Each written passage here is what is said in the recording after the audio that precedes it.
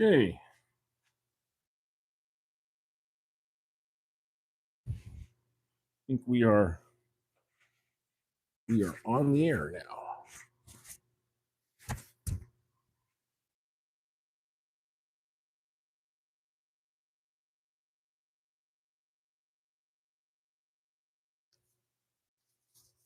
Good morning, everybody.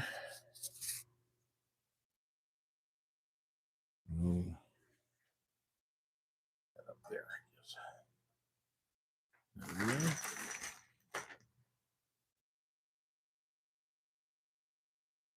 How's everyone doing today?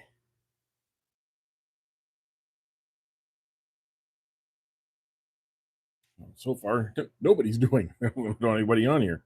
We'll have to wait a few seconds, I guess, to get some people in here.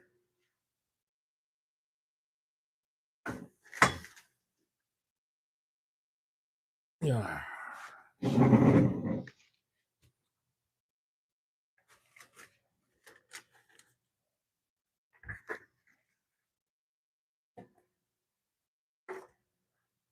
So we're going to have a little bit of a challenge today. As soon as we get some people in, we'll start talking about it.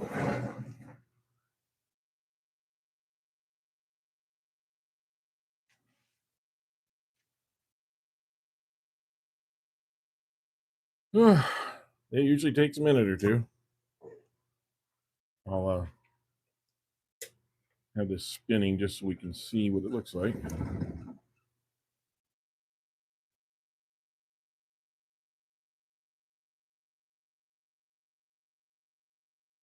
Another person has shown up.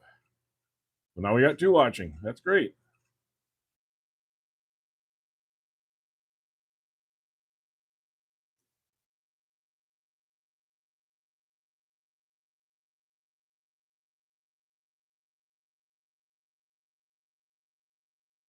Good morning to you. And please tell me if you guys can hear me. I'd appreciate it. Just write in the comment section, yes, we can hear you, or yes, that's fine. Just write something in the chat section there. That would really be helpful. Lets me know that everybody's hearing me loud and clear. Otherwise, I feel like I'm just talking to the wall. So please say something.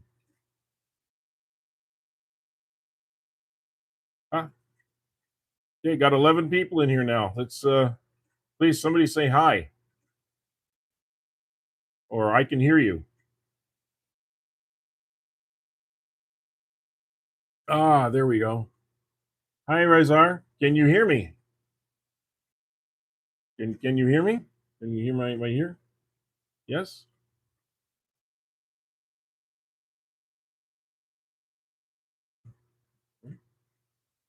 Just let me know.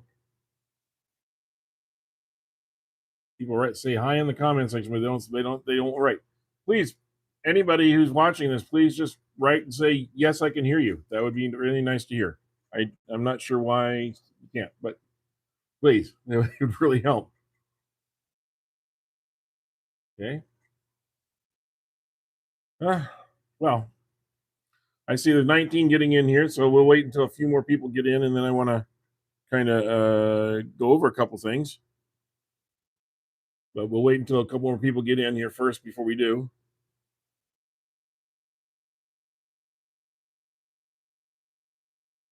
So far, nobody has told me they can hear me. So I have to check my microphone. Can you hear my microphone? Yes? No? There you go. What am I going to make? Okay, yes, we can hear. There, finally. Thank you. I appreciate that.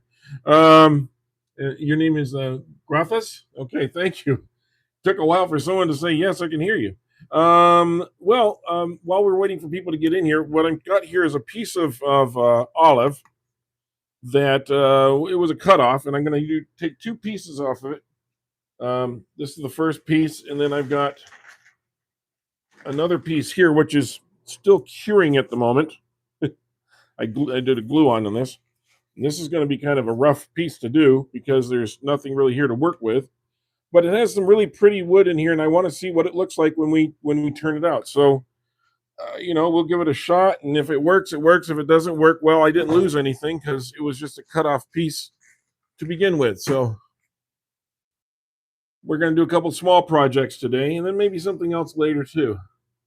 But that's the idea here. Hey, there's like 40 people in here now. Good. So I don't know if any of you were here last week, but last week we did a turning with this beautiful piece right here.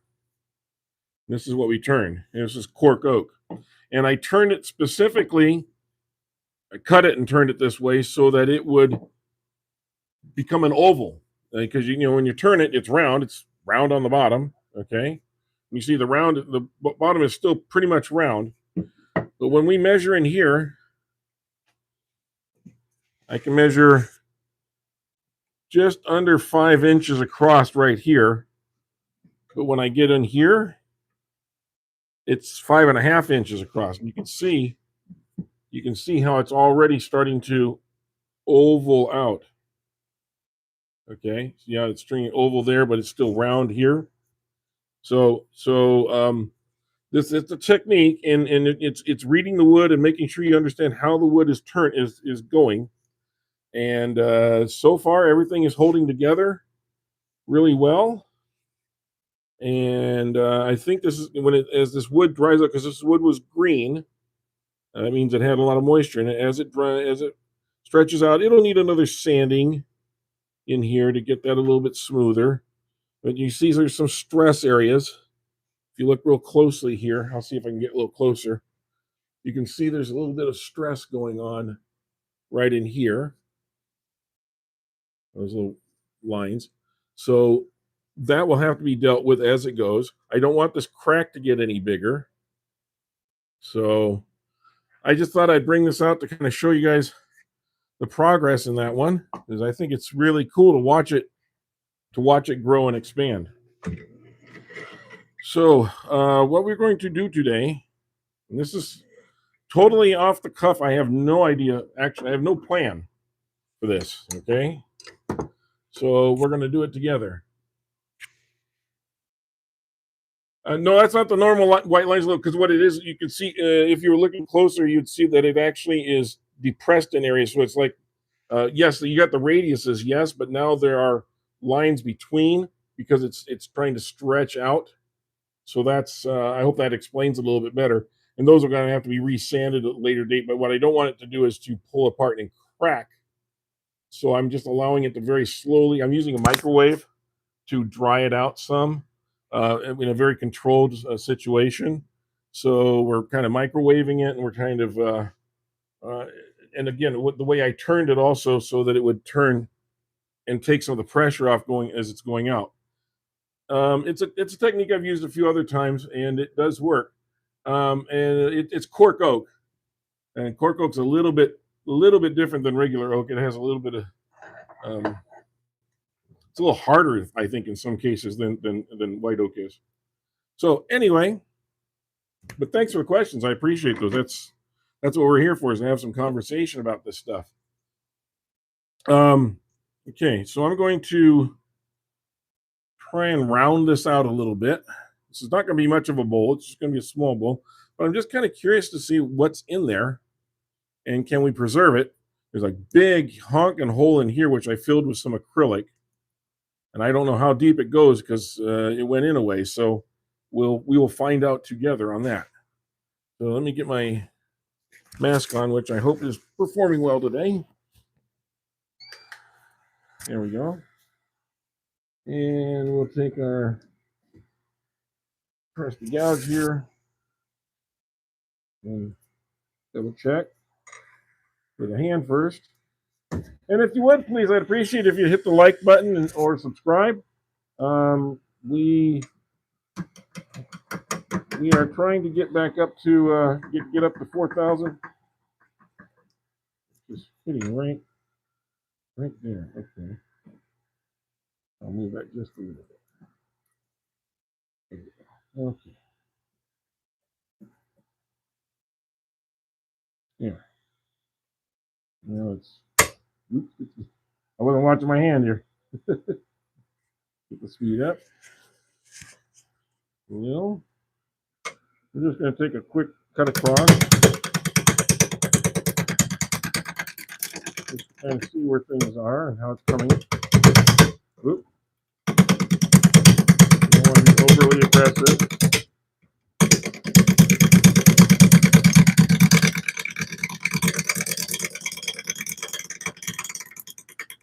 Especially since things are flying off at me.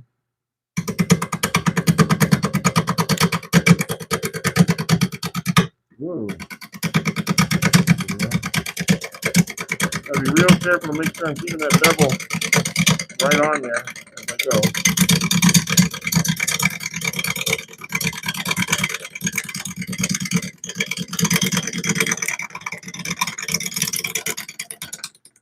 Okay. Now I can move my tool rest up some. So, yeah, it's a little fun when those first couple times you get a little bit of stuff flying off. Makes you feel alive. Okay. We already got a good piece going on. Didn't want to lose that bark altogether, but I might. So it may be just what happens. So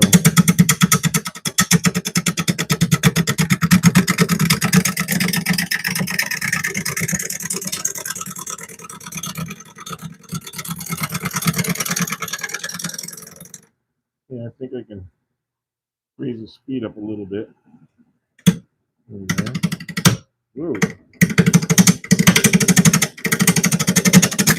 Whoa.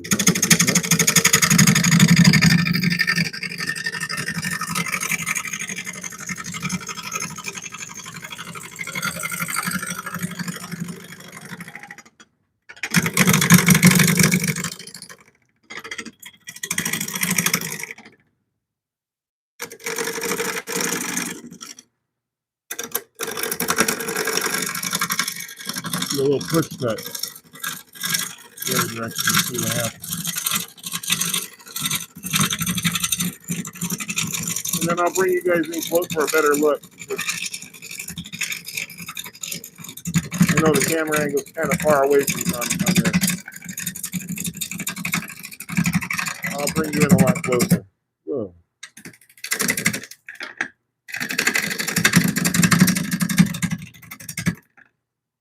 Okay. Well, we're getting around. We also got a little tear out here. All right.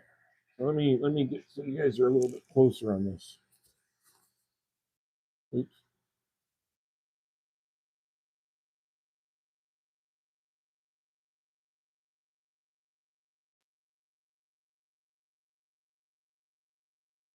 Trying to get this. There we go. Get it centered for you a little bit. There. Is that better?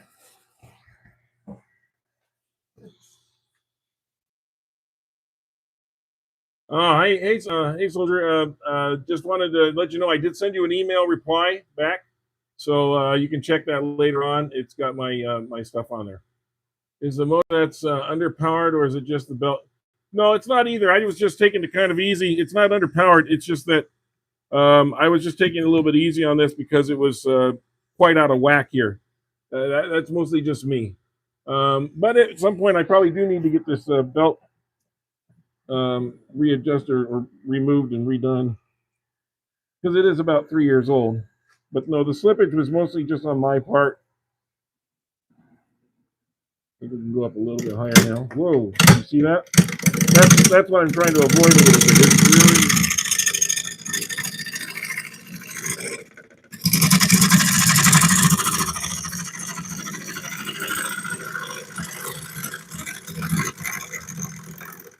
yeah.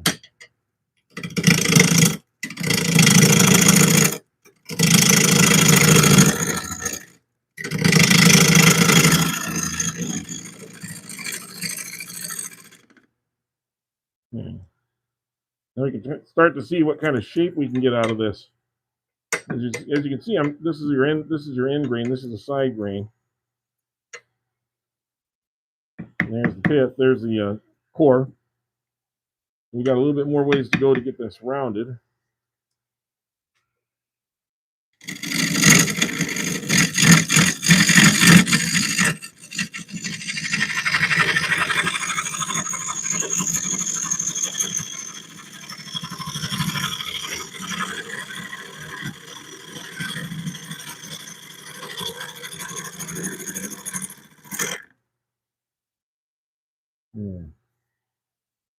That got pretty close. We just have this flat area up here now, a little bit.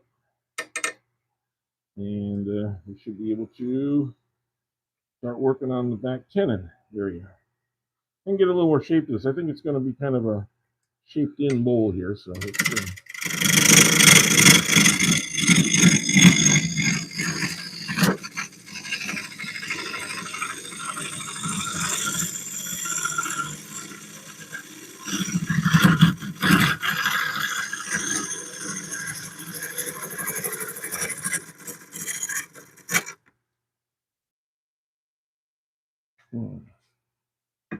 Okay, now we got our pretty much our shape.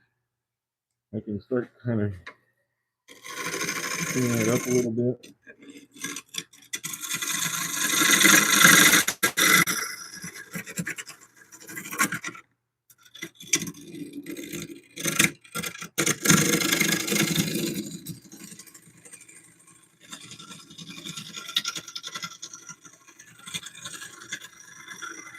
Make a really light cut. So,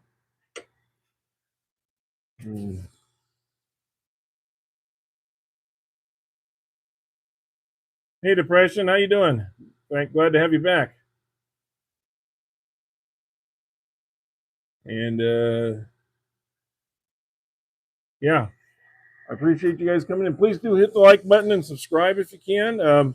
We're trying to get to that 4,000 subscribers. We're getting close. We're getting close. So please, if you can, hit that subscribe button. It'll let you know when we're doing our lives. We do one every Thursday, but we also do one or two at other times of the week. And they're usually kind of a surprise, kind of spur of the moment. But sometimes they're like, we let you know an hour ahead or a week or a day ahead if we can. But we do like to have some other ones come up. Okay, I'm going to have to go in a little bit because this is going to cut into my tenon otherwise. So I'm going to have to take some of that off. So let's get in here and see what we can do with this.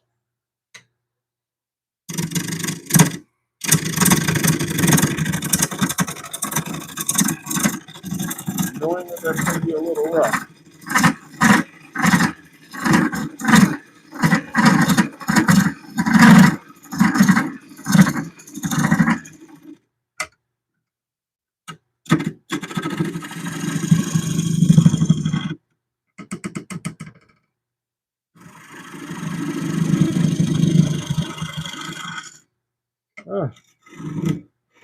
I don't know what's going on with my helmet light.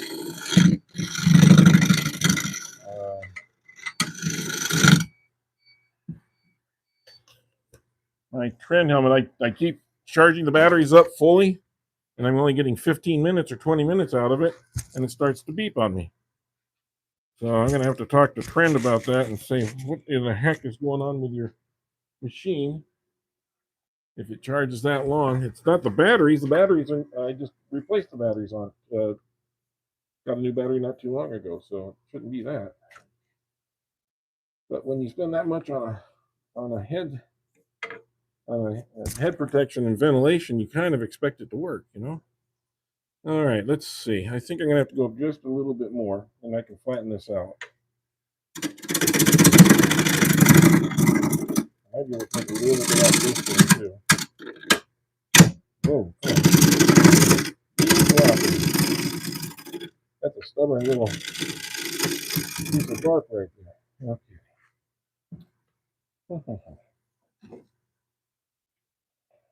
Let me try this.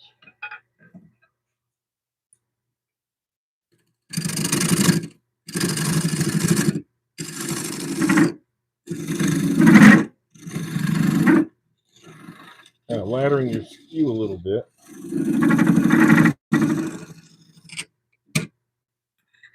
I need to raise it up just a hair.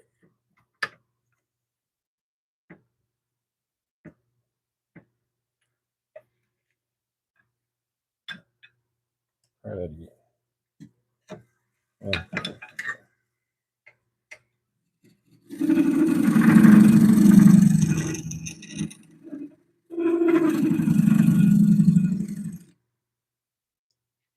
see how we are. Yeah, we're pretty darn flat. That's good. Okay. I think I can make a tin. I got a split here. A little bit of a concern, but not a big concern on a small piece like this. A little bit.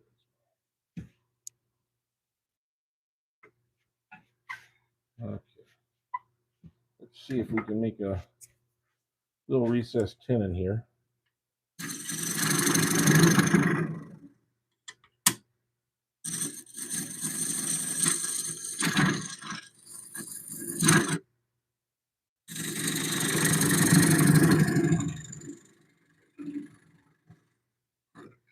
I know it's going to have to be a little bit wider than this.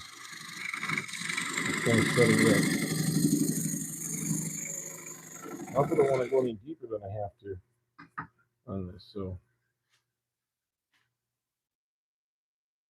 here we are.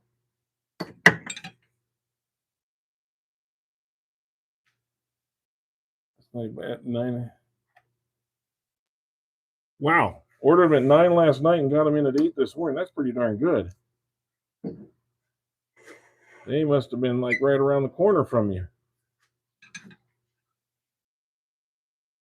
Getting that quick.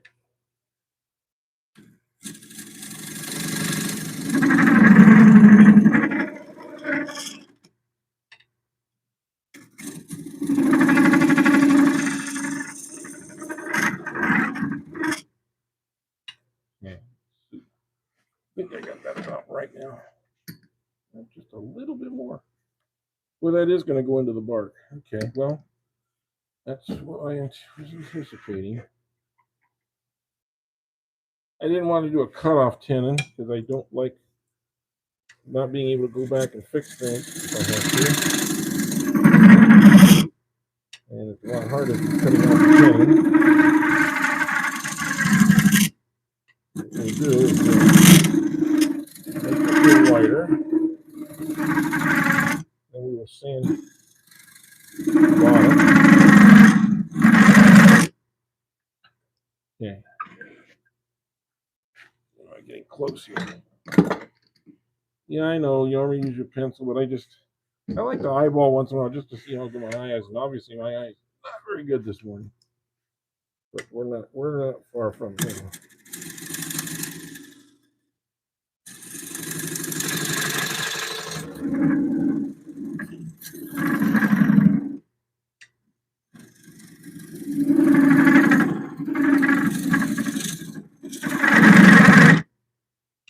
Okay. That should just about hold it. Not yeah. I'm gonna take a hair off just so I can get it in there better because it's gonna be tight. I'm trying not to make this any bigger than I need to.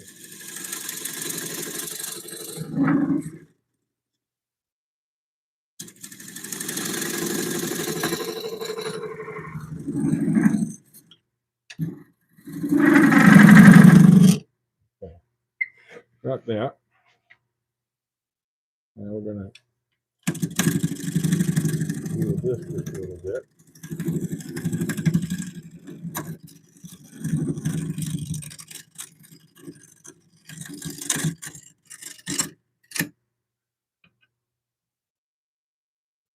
Okay. Yeah, see, I was worried about this cracking and pissing right here. So again, this is just you experiment as you go.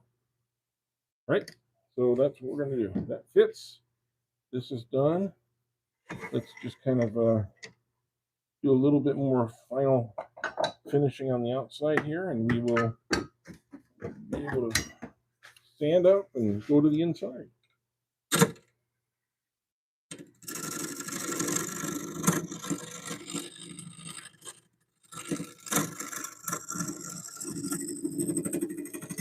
This is just one of my little bullnose scrapers I like to use for kind of getting any final shaping going in.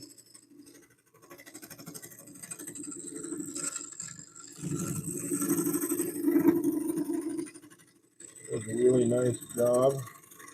It's not going to be as good as a skew finish or it'll do a nice job of shaping.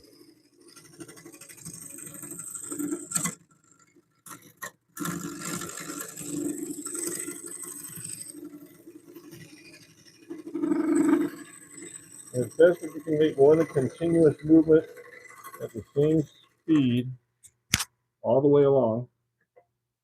Now see, I've got this. I've got a crack here showing some other cracks. This is going to have a lot of fun stuff going on, which is okay on the outside. It's scarier when we get on the inside. There's a little tiny flat spot I still need to get rid of.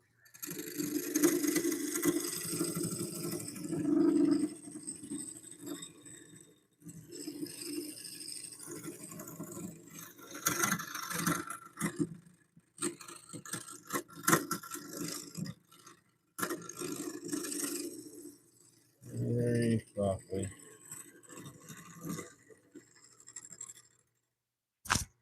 Okay, I can go faster here. Lighten up a little bit.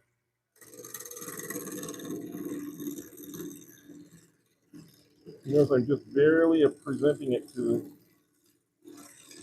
the bowl at this piece at this point. Just wanted to catch any little high pieces that are. Okay, that was sand. Okay. Alrighty. So I'm gonna just put that over here for now. Put these away for the moment.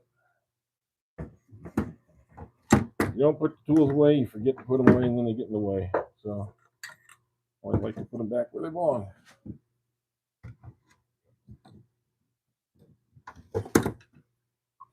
I'm right there. I know you said you want to get the tool rest a little closer to eliminate vibration. There really isn't any vibration going on, but okay. I'm about a 1/16 of an inch off, and I don't really want to be too much closer than that. You know, that looks better for you. And this is something that's going to have to be fixed by sanding. You can't do that by turning too much. I mean, I can try. Let me see. I'm just not sure if I can get that cleaned up without it grabbing.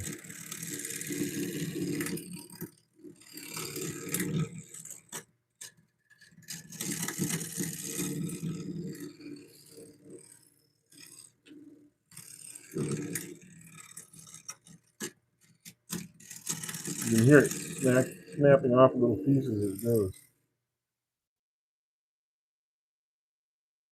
Yeah, that's just a piece that's probably not going to hold really well anyway. And it's got a beautiful crack right across here. This is just a fun piece. That's all this is. So I'm not going to worry too much about it one way or the other. But if we can save it, turn it into a little pencil holder or something, that's what we'll do.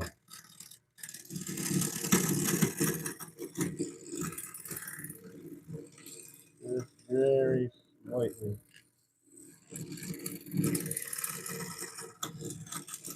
Not really putting hardly any pressure at all on that. And I think I can sand that out for the rest of that, and we'll be okay. So I think I'll just leave that alone. This looks okay. Yeah, it's just going to need some sanding. That's all there is to it. Yeah, I didn't want to push cut through it because I didn't want to angle that off because it's going to take too much. It's going to get right into my. If I push cut here, it's going to get almost right into my money. I won't have any support back here. So trying to preserve that. But you're making good points. You are. And, keep them coming.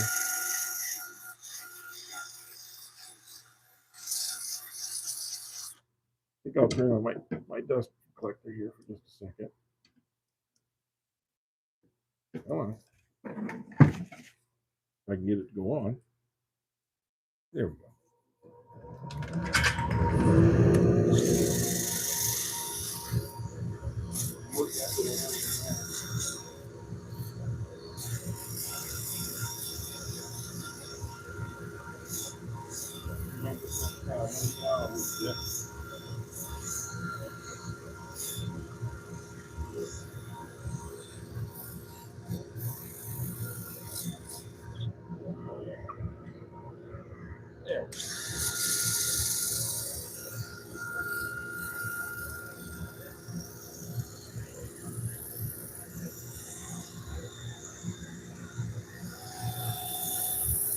I'm not sure what it all is going to be on the inside. This thing may have so many cracks that are going on the inside that we may just end up with a lot of trouble.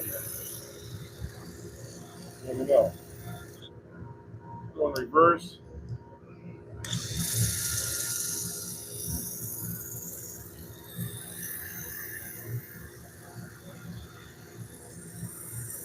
I'm just trying to get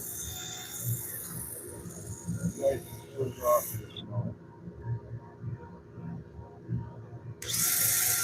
That's what a flat saw was.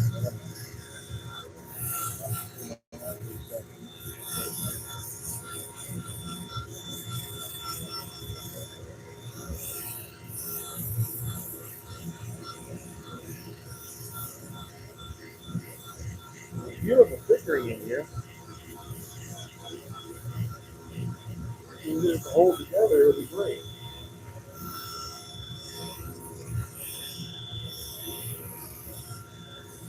So I got a little bit of an idea how to do that, but let's see.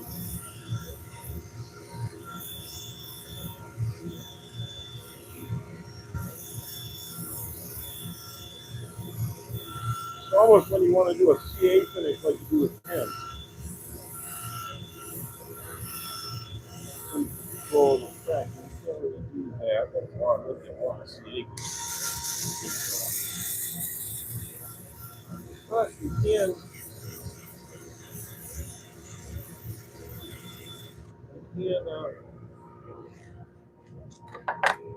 use some oils and stuff to kind of get in there.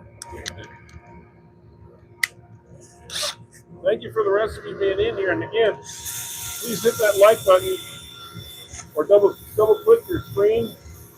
If you double click the screen, you will give us a like, and that helps us with the YouTube algorithm a little bit. Please put comments in the comment section. I'd like to hear them, and we can see where everybody's from. Where are you guys all from?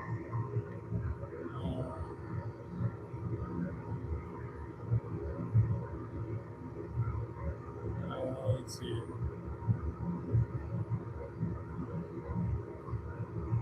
Oh, you can okay, right? Yeah, okay, okay, yeah. Well, I'm catching up with some of those tracks.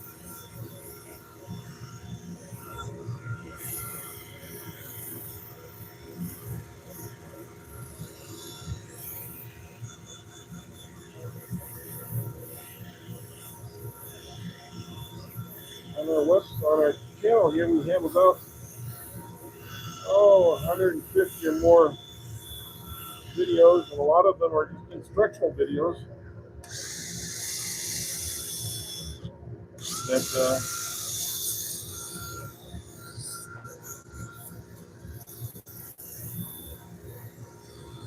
give you all good answers. Not just turning things, but also some other tips in the workshop, some unique tools, things like that. There's an article on the shooting board and a Moxon vise and a few other things that you might find interesting. Feel free to browse around in the channel under videos or under shorts and take a look at some of the other things we've got covered. Of course, there's also copies of every one of our lives in there also, and you can fast forward through them. You see the beginning and see the end of the results of some of our pieces. So I can watch the whole thing.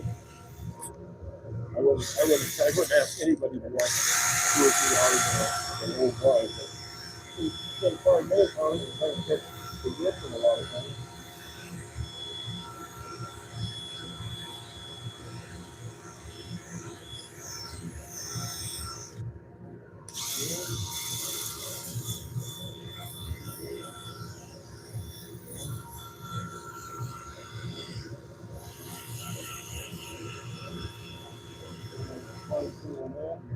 Harley will notice that in the beginning.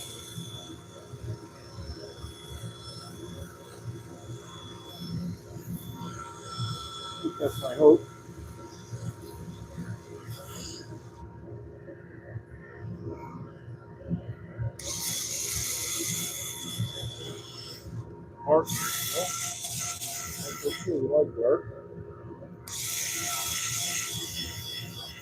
like to do a lot of live edge pulls when we can. Every bowl allows itself to be a live edge pull. Okay, that should be enough sanding. I'm gonna wipe off some of the excess dust on there.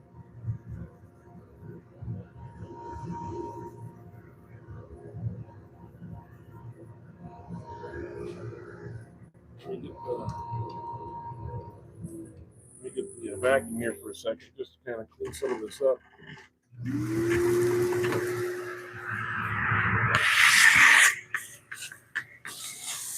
Because we get into the finish.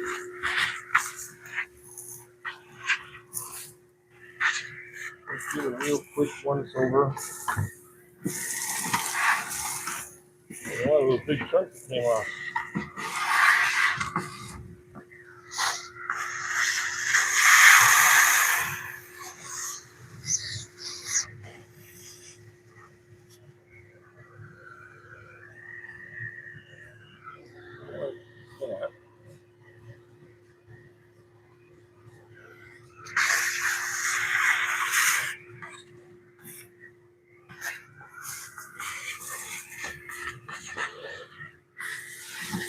Okay.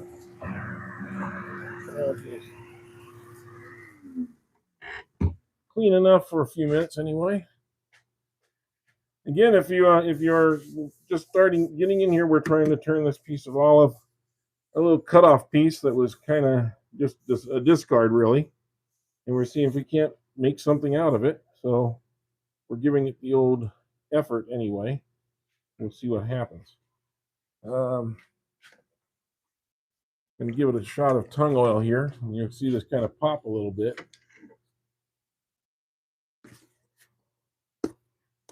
I think it is kind of an interesting wood pattern to it, isn't it? And I'm going to get into all those cracks with this. This is a solution that I kind of mix up myself, but it's basically tung oil with a little citrus oil. Orange or limonene is what it's called. Limonene, what it's called, and a little bit of mineral oil just to kind of thin it a bit, and it goes in there, and it'll get down in there, and it'll dry, and it'll harden, and it'll harden the fibers of the wood. You can see how that's looking right there. And that's just the first coat. Well, what do you think? What do you think of that look? That look pretty good. See if we can get you a little better view. Get this out of the way. Get in there. You can see it's really got a nice color to it. Oops, sorry. Pardon me while I adjust my camera a little. Got a lot of color to it. This is going to look really nice. I just want it to kind of soak in there a little bit.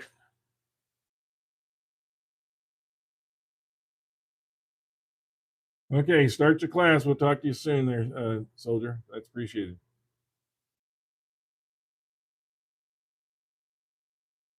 You just farted. Okay, well, I'm glad you were able to do that. It means something's still working for you, right? Maybe that helps a little bit better with the light. Almost too much light. That's pretty strong light, but it does help me look for any little lines or things that I'm missing. And this is doing pretty well.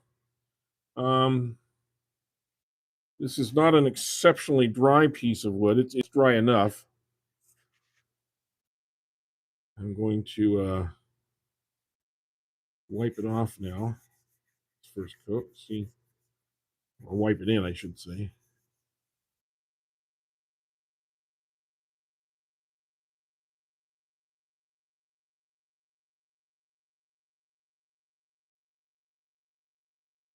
And it smells great. I gotta say that citrus smell that you get with this is really really nice. People when people pick up some of my bowls at shows and stuff, and that's the first thing they notice is they go, "Wow, this really smells good." Yeah, you don't want to have a noxious smell on your finish. And you take things to a show. If you take them to the show, they should have sat out for about a month to get rid of any finish smells. But they like this because it stays on there a long time. In fact, sometimes I'll give it a little touch of this just before a show, just to kind of brighten it up, and they make it smell a little nicer. Okay, so I'm going to take this off for our purposes. We're only going to do one coat for now.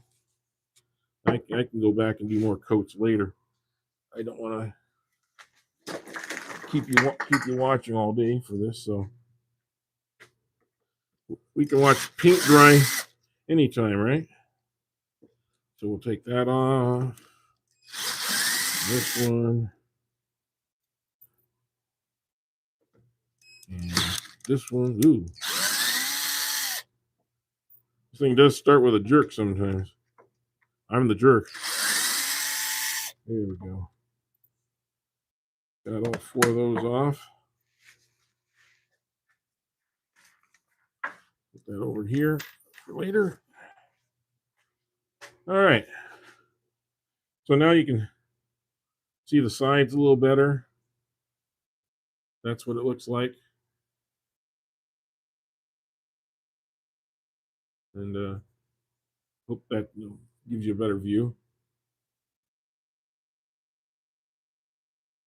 Okay. So I'm going to put on the chuck. There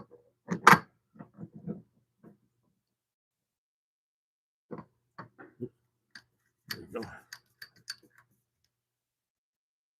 And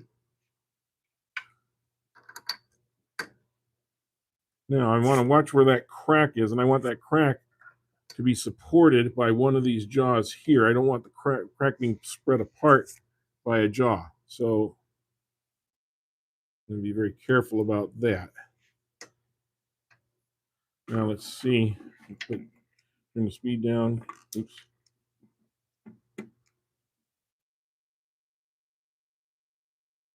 You're running pretty true. See if I can get that a little bit better.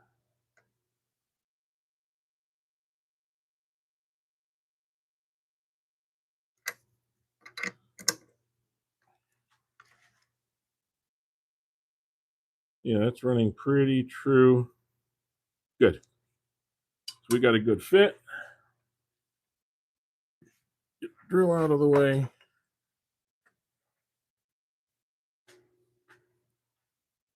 And for something like this,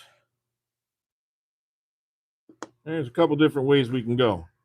We can go with a Forstner bit, and I'm willing to do that, but what do you guys think? This is olive wood, by the way. You were asking, Robert, and welcome to the group, Robert. This is olive wood, and I can go into this with my tools, or I can go into this with a Forstner bit. The problem is, if I go in with a Forstner bit, I'm still going to have to go in with the tools anyway. You know, it's kind of a 6 of 1, half a dozen thing. I think what I'll do is I will start with the gouge. I might have to go to a carbide and use that for a little bit. We'll see. I know that I've got a little break on the edge here that I got to get taken care of. I get the speed up.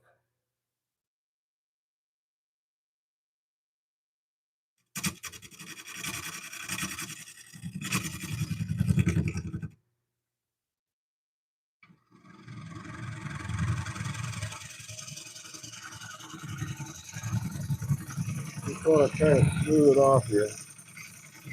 Okay. Just to kind of see.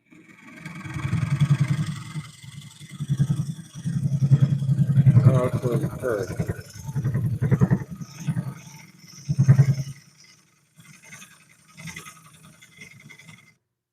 See, it turns pretty easily. Oops.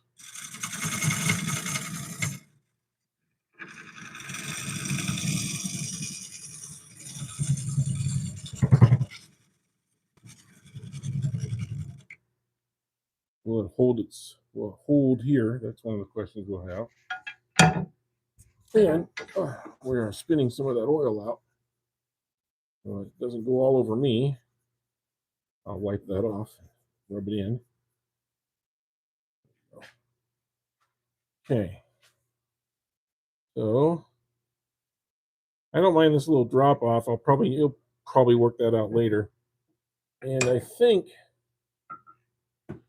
to start with, I might use my little spindle gouge here, just on the edge. Not something I like to normally do, but it gives me real control in a very small area. And what we're trying to do is establish the edge of the inside.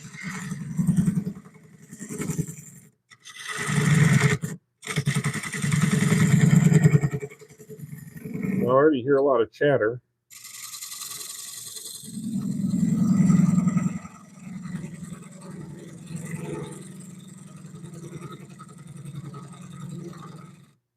And that chatter is usually because there's voids. And this is one of those times where you turn with your ear.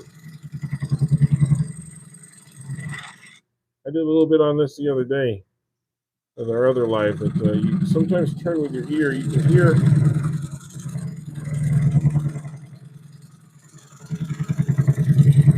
when it starts to change, or when you start to hear knock, knock, knocks, you know that you've hit a void or some soft wood. Right now, I'm just kind of getting a feel for it and getting my entry in, so to speak. Just trying to get my entry in without disturbing putting too much stress on the chuck. I don't want to put any stress on how it's connected to the chuck.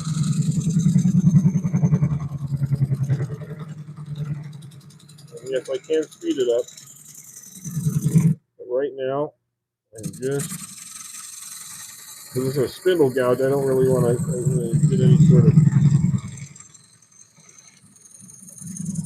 you don't normally use a spindle gouge for bowl cutting, so I just want to get that in there. Yeah, I know you're saying it's extended over the tool rest, but this tool rest is right up against it. It has nothing to do.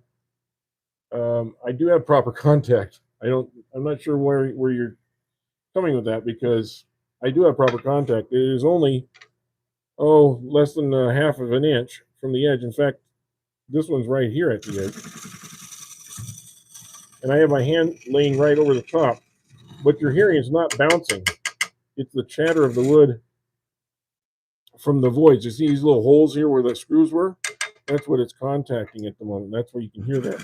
When we go through here, you'll hear it right there. And now we're going past it. It's not jumping at all. The tool is not jumping on the rest one bit. In fact, I need to adjust this. I'm going to use this one. I'm not going to use this one probably.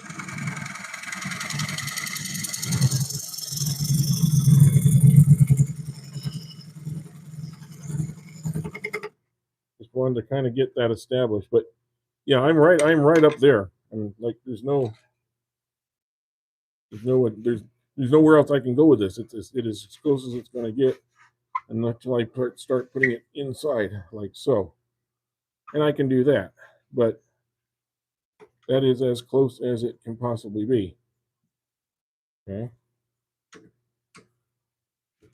I do understand what you're saying, though. If you don't have your tool rest close to your work, you do get more chatter because it's extended over. If it's extended over like this, you don't have any support here, and it's going to chatter. But when you're right up on the tool rest, like we are right here, that's what it's going to do. So,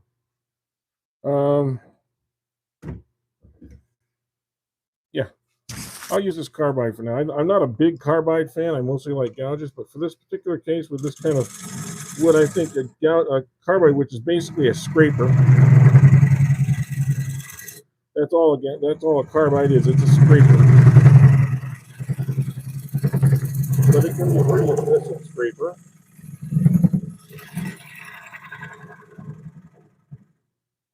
So we are going to use it to minimize the amount of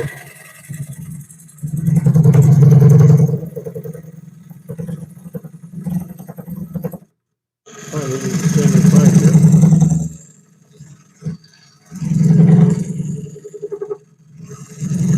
We're also going to have to kind of undercut this just a little bit. So I'm going to angle it up just a little bit more with a little less contact.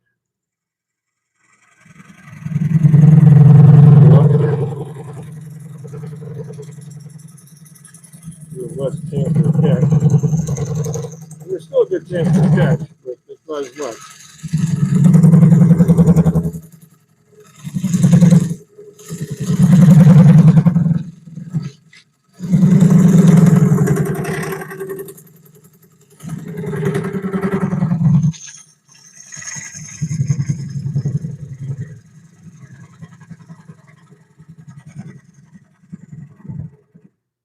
See, now we're starting to get in there a little bit.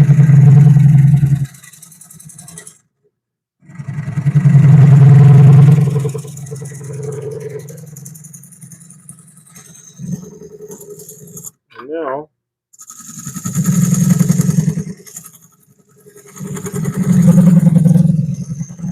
I'm in here far enough that I can start looking at. I can look at this side to see what I'm cutting on this side on the inside of the bowl, so I can keep an eye on my line and how it's going. Right now, I've got pretty solid wood. It's right in here that I'm going to start worrying about it, because that's where I'm worried I might run into some issues. But there's really no difference between a big bowl and a small bowl when it comes to dealing with unusual wood grains and so forth.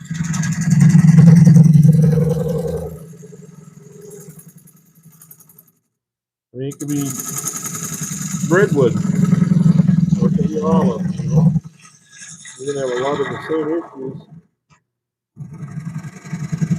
If you have branches coming in the sides of a piece of wood or something like that, all that.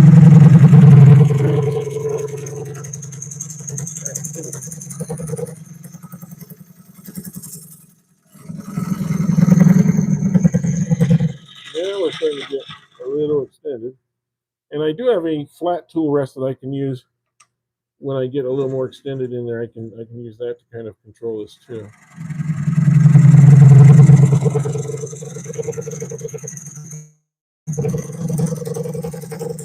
It's not bouncing, by the way. That sound that you hear is not bouncing.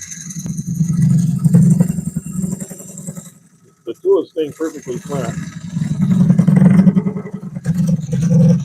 It's rubbing a little bit.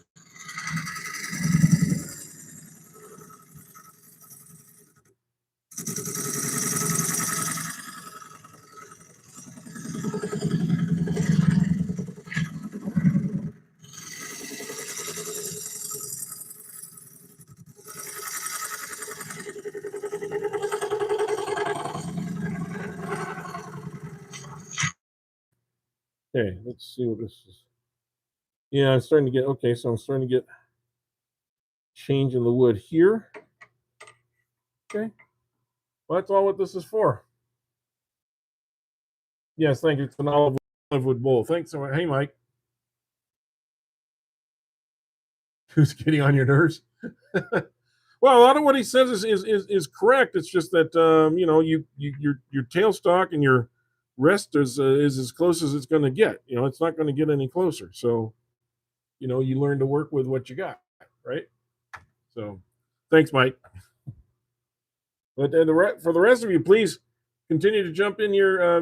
We got from 500 to 188, back up and down. So please feel free to jump in there, hit the like button, subscribe. We can use more subscribers. We want to get to 4,000 subscribers.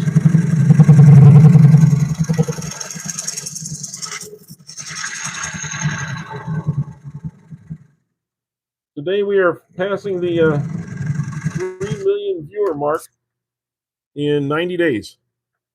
We've had 3 million views. So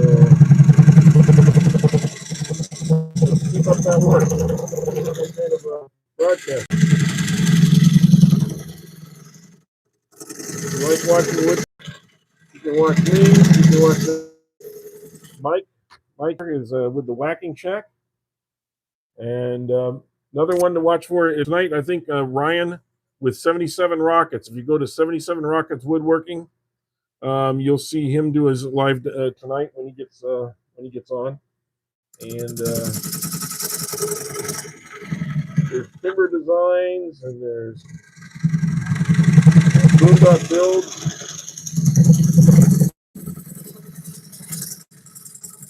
Prayers going out to Jamie today. I hope he gets good news. And Robert G. and the Mike Wilson.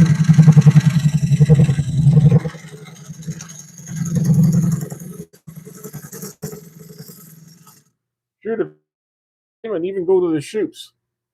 You want real entertainment? That the shoots are entertaining. Not going to necessarily the right way to try things all the time, but you are going to be entertained. I will say that. I try not to give you a car wreck, but you're certainly welcome to stay and watch for that. Let's see what we can do here. We're starting to get inside here a little bit. We're about a third of the way into the bowl.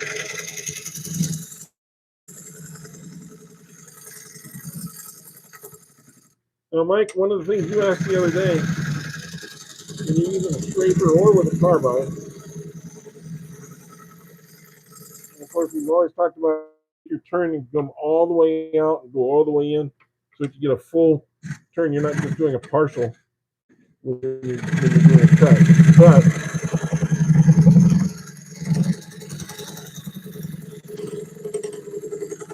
when you're working at an angle, kind of like when you're doing a hollow interval, when you're working on an angle, you want this angle on the inside to match the angle on the outside as much as you can. Otherwise, it looks funny. So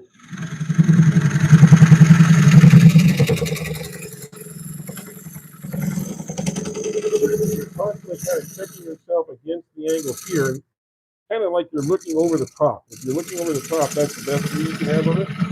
You can feel, are you actually on the right path? You know? I want to see what's going on here because I'm right here right now. I'm right about here. So I'm roughly a third of the way in, and I'm just getting to that. And I've got a nice, I can see it here. I can see it on the inside. So yeah, you can see it too, there. So that is this. And that's a little bit of a concern. Okay. I think I'm going to have to change out my tool rest and go to either a curved one.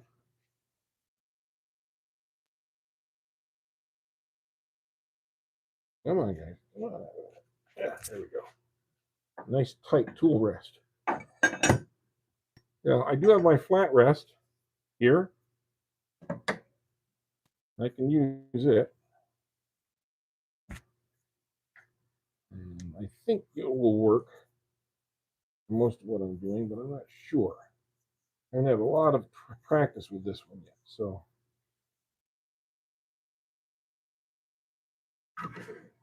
Hey, little tool.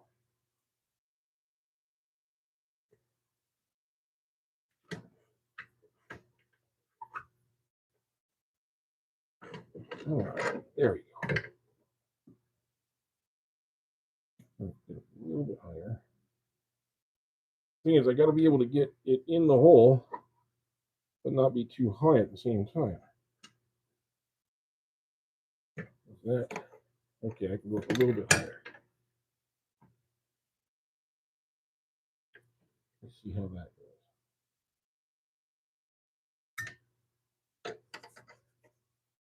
And see, this allows me to have a flat surface for this at all times. That's really kind of cool. So we'll see how this works.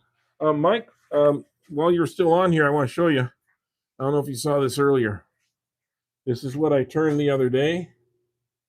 And as you can see, it's already turned an oval here while it's still round here. It is probably about almost a half an inch difference this way than it is this way. And it's still looking beautiful in the process. I'm sorry, I'm trying to get back here so you can see it better. But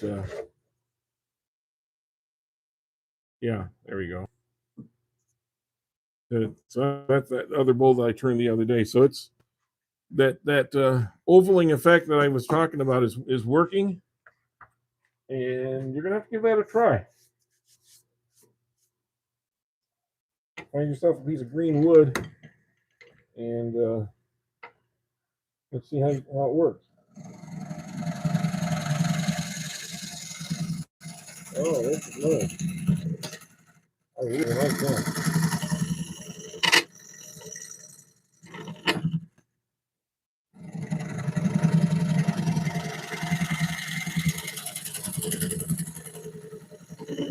Whoa. I gotta learn how to turn my tool a little bit. How am I going to turn it? I see hitting something.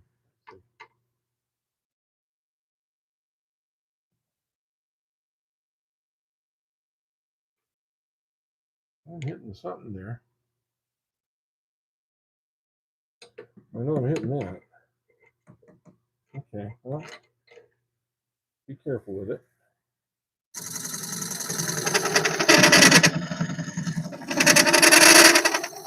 Might be time to change to, you know what? It just might be. Might be time to move this around a little bit. I'll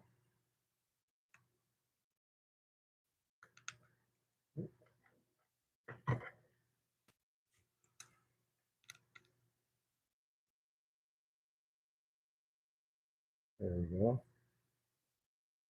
This one. Take it down a bit. See if we got a fresh blade part on there.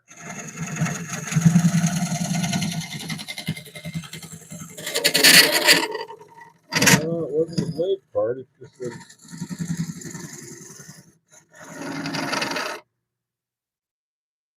I need to use this. Like a little bit more.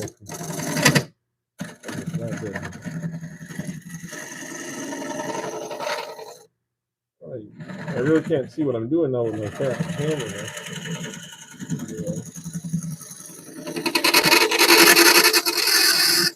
And I know you guys can't either, so I apologize for that. But we're trying to figure out what's going on here. Oh, okay. Well, I'm getting past this.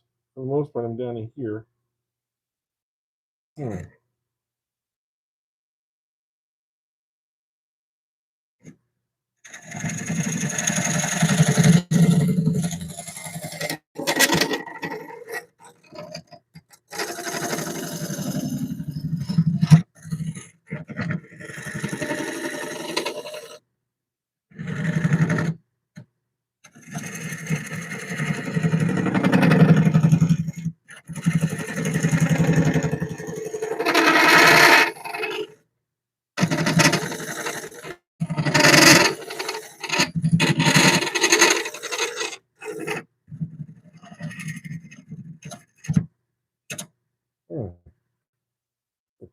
Banging down on me when it's catching this and it's banging down for some reason. So I'm gonna have to go in real slowly.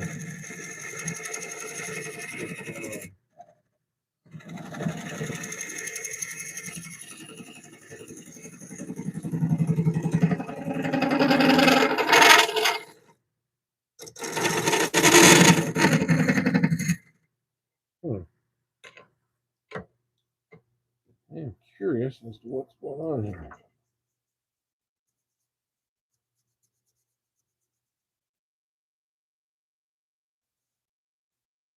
The valedictorian nicely.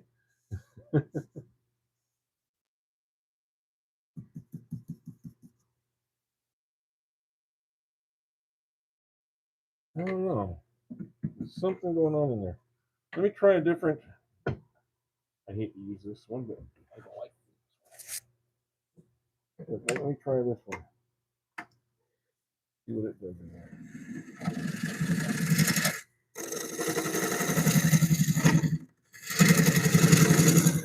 Really kind of aggressive on the edge here.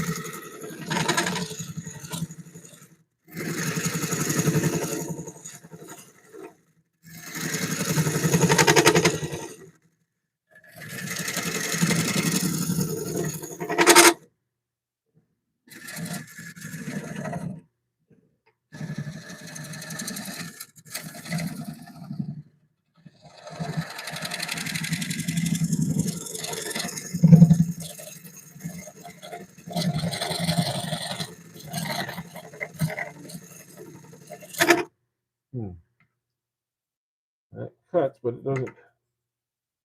All right, I'm getting past that now. Okay, well, just gonna have to keep working this. That's all I can do. I might use. I don't think a hollowing tool will work in there. Maybe it will. Might be a little bit better on the corner. This tool rest is really good for the hollowing tool because it keeps it very controlled.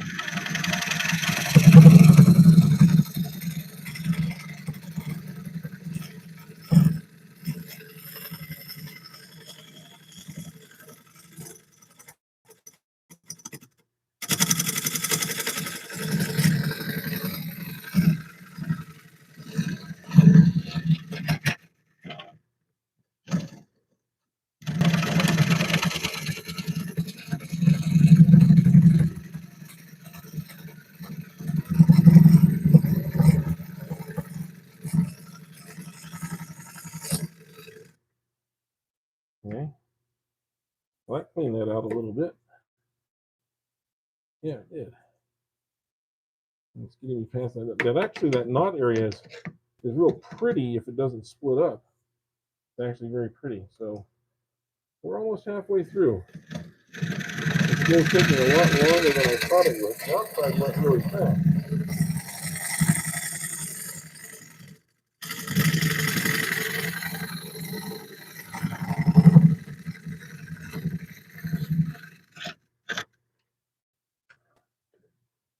And the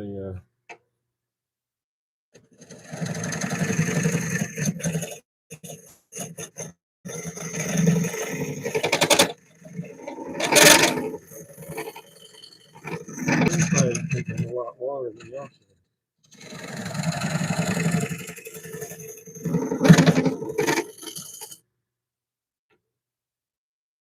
Move that in a little closer.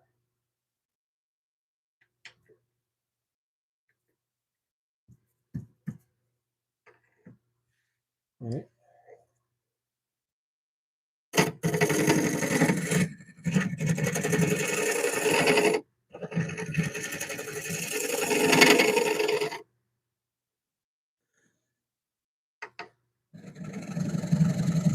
Might have been a good portion of it just so I could set my depth and go in.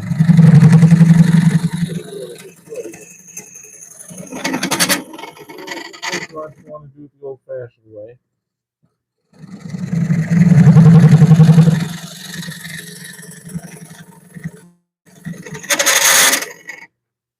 I don't know if you can see them; they're very good or not. Trying to get the best camera angles I can on that.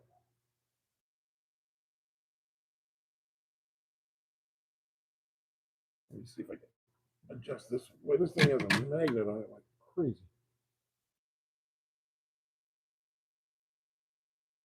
Yeah, I get to two different light angles now, so that might help a little bit. Might help me a little bit.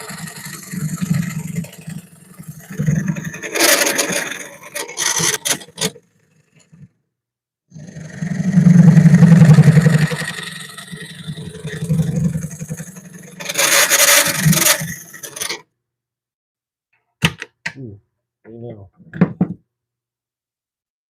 I got a couple of. I don't know if I can use these or not. Let's try. Let's try using a scraper.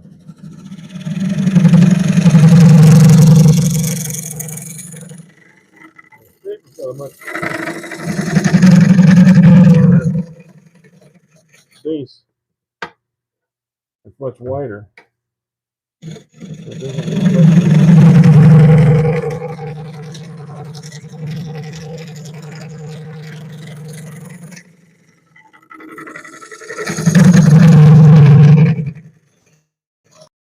well, Mr. Daughter, if you're still watching, that's another thought for that using that.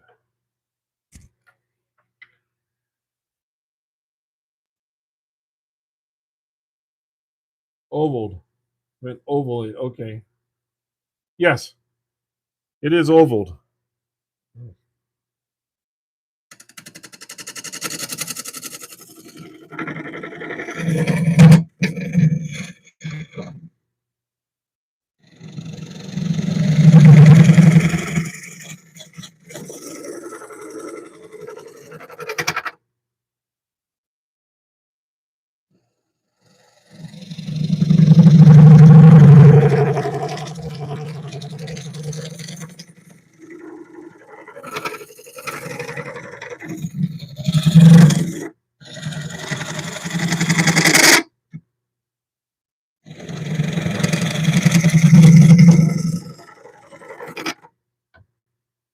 Go back in a little bit further now.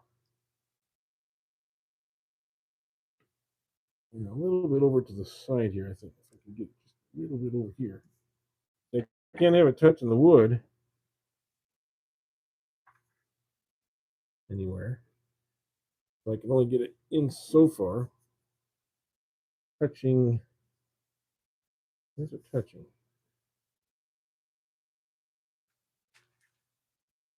Must be touching underneath. I got to get a little of that angle out of there so it'll stop touching that. So.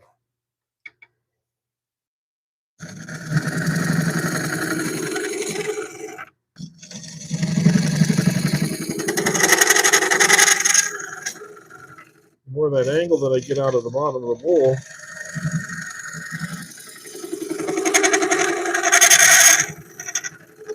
easier it is to put the rest in, get the rest further in.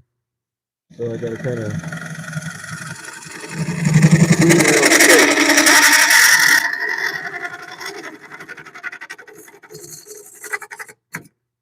Now, I sharpened this all the way up to here recently. And yeah, I think I made a little bit more space here.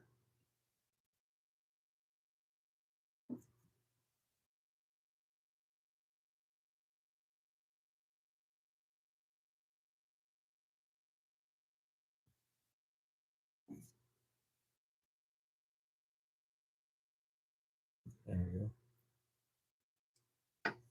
Just keep kind of working my way in there a little bit.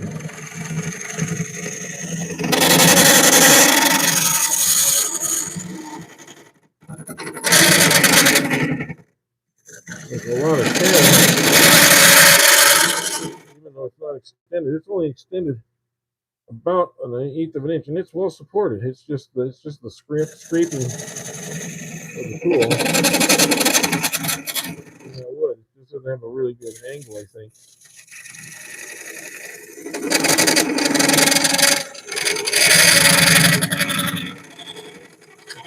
A lot of chatter. Hola, saludos. Ivansto? Is that what that is? I'm trying to read it.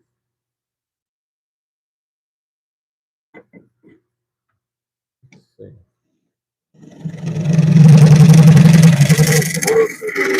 We are getting close to the end.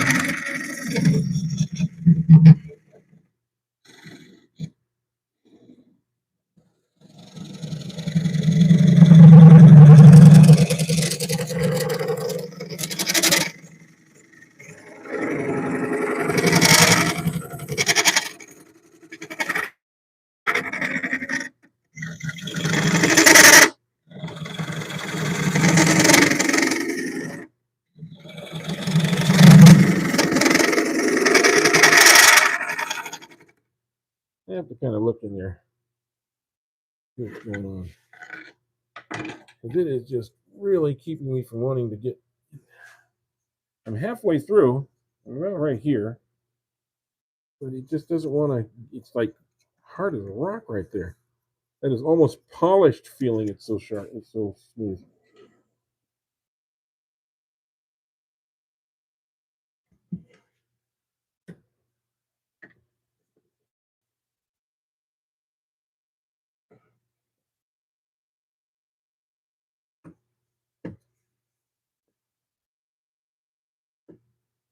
I'm seeing something right there.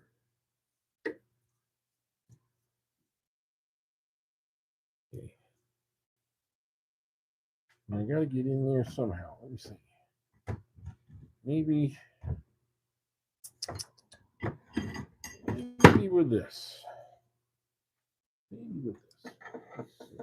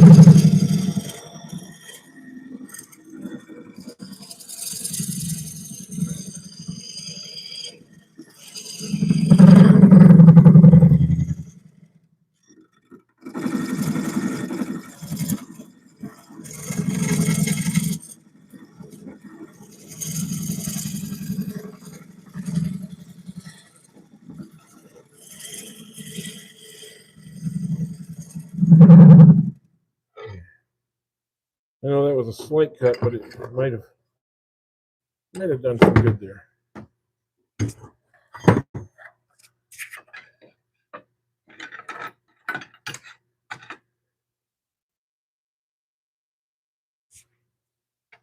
There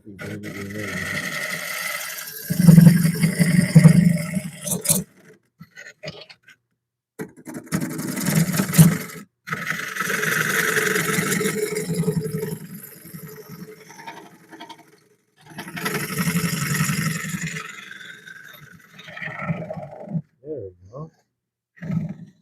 That's something.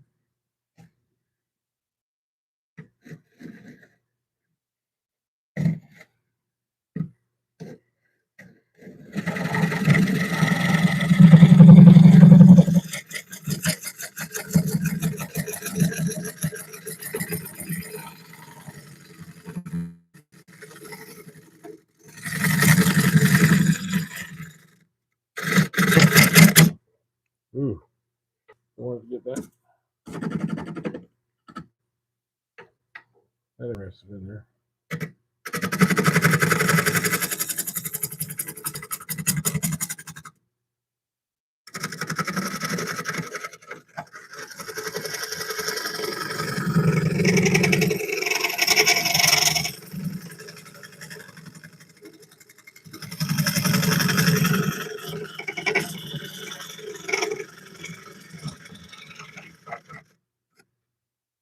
Okay, there.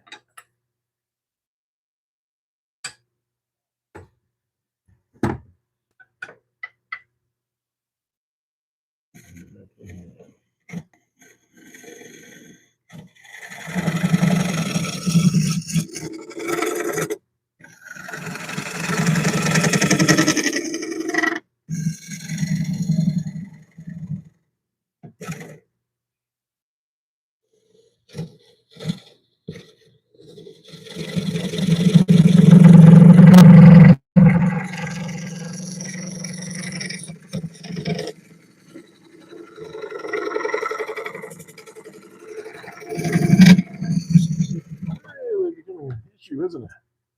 Whew. This is really working me. Just to get a cheap little bowl.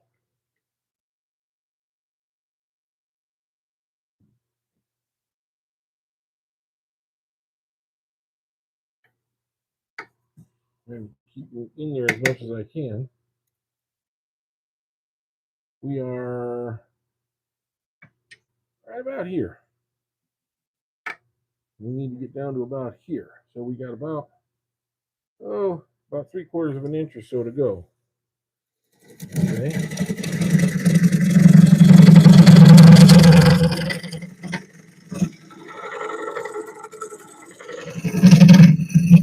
And I kind of thought this was going to be my straightforward piece for the day.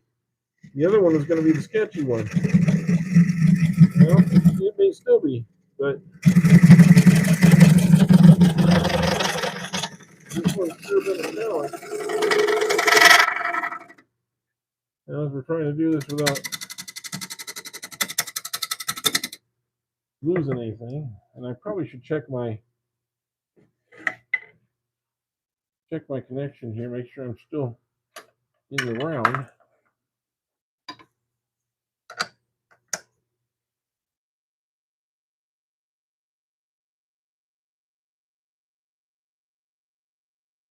Yep, that looks good.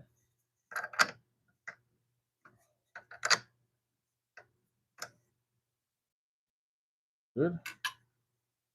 Everything's still on good so far.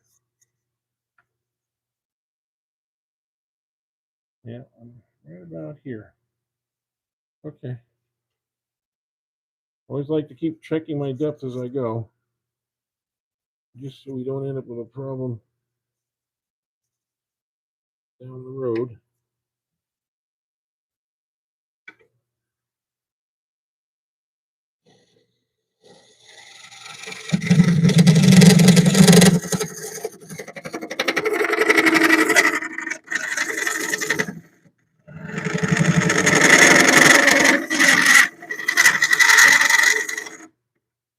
I think may need to raise this burr again on here. I think we lost our burr. So we'll use it back up.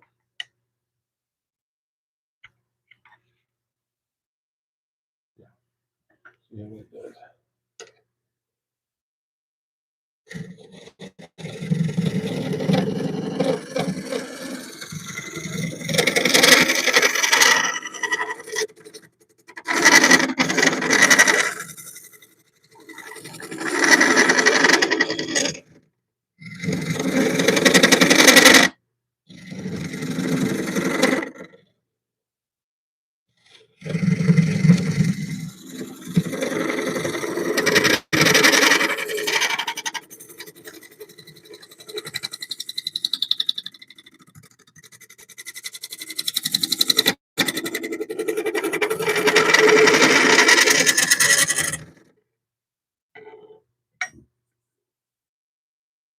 Just sloping in the middle, and I got to keep from doing that. That's the hardest part we got right here, is just keeping that from sloping in.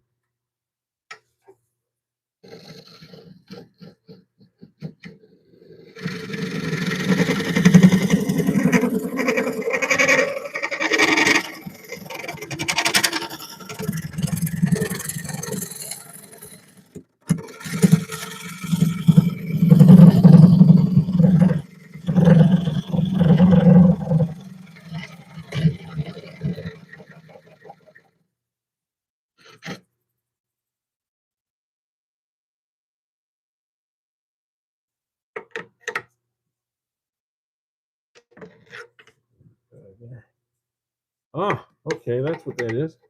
We got into a crack. Okay.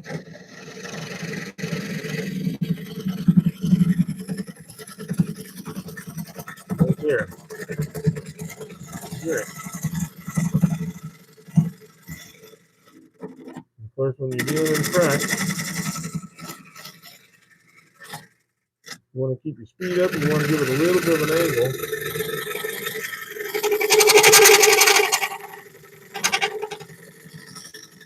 To avoid any snags. I think that's going away a little bit good.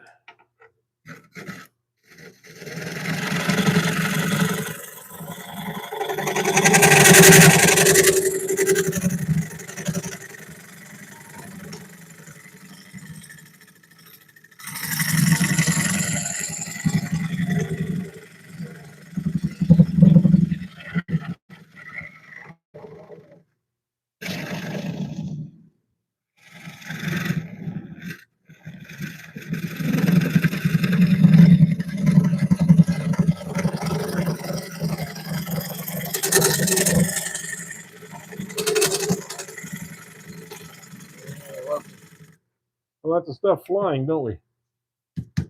If you can, please double tap your screen or hit the like button. I'd really appreciate that. That does help the channel a lot. And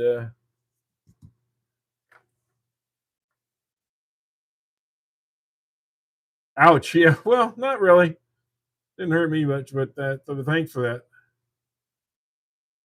I'm going to call you Matt, I guess is your name, Matt. So thanks for that. Yeah, the ouch is more for your ears than anything else, I think. Oh, there we go. Good. I can get in every time I can get a little bit closer in there, that's better. That's why I really like this flat tool rest. This one happens to be a Robert Sorby, but there are a couple others out there.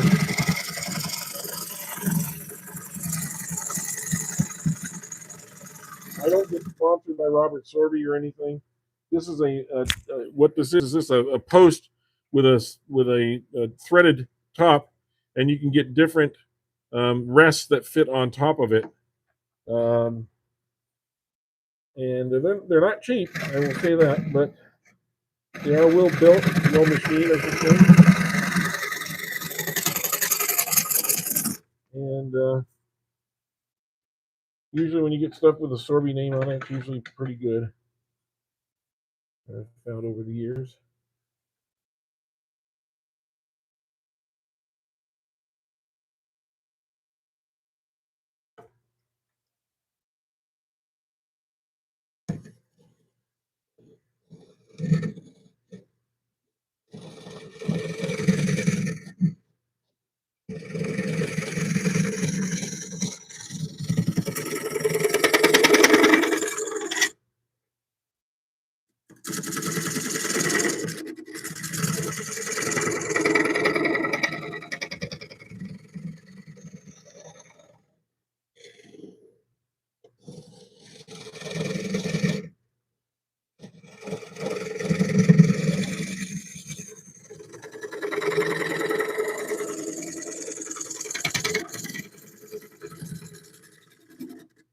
I've been using my smaller scraper. I think I'll use the bigger scraper, see if that does anything. It's a little more aggressive, so I got to be really careful with it.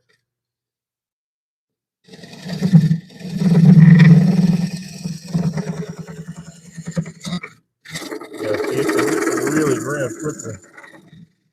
Because it's got a much more aggressive angle to it.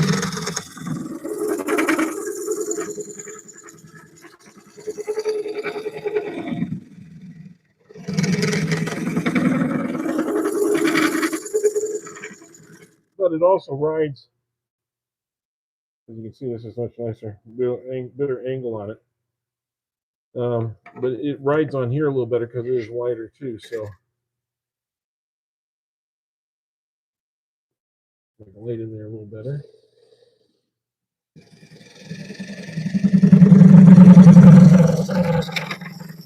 Sorry for my head being in the way, but I had to see what I was doing.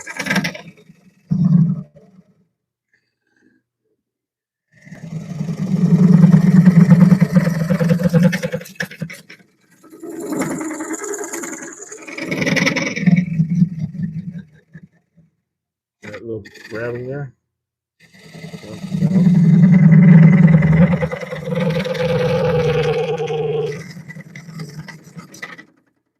Part of the problem here is I can't get my hands in any closer to the blade, so or to the blade, so that's where it's a little bit tricky.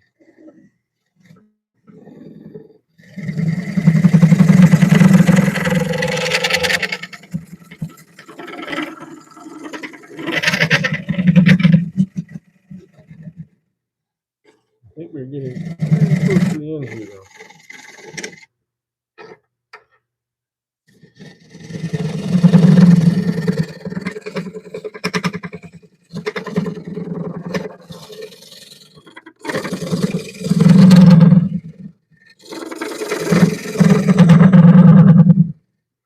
Yeah, we're having to widen that bottom a little bit.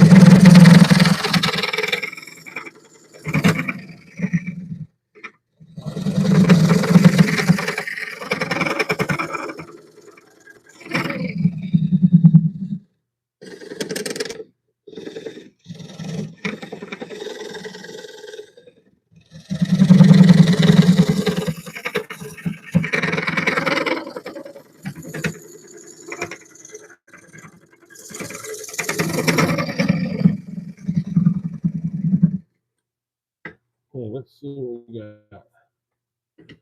I'm gonna do a little excavating here and see where we're at.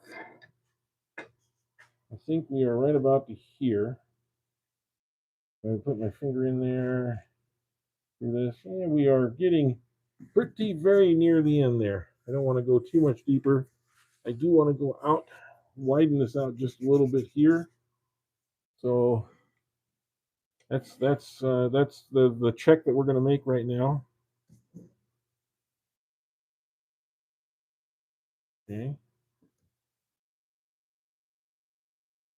There we go. Wooden cups retain. Yeah. Well, okay, Christopher, that's true. The wooden cups do retain heat.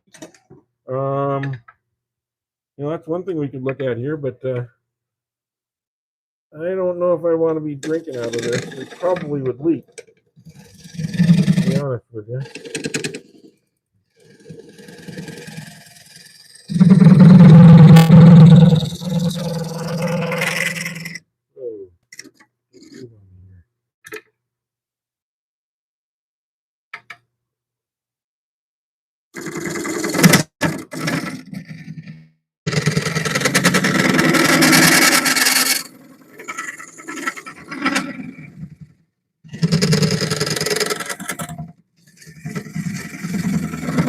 Trying to get that without snagging. I'm trying to get that bottom a little bit wider.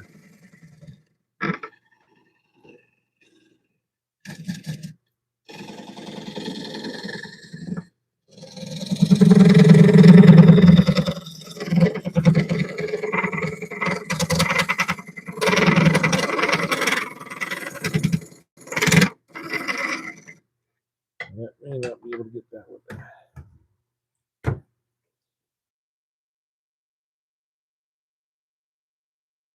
Maybe, just maybe, I can get down there with this. I don't know.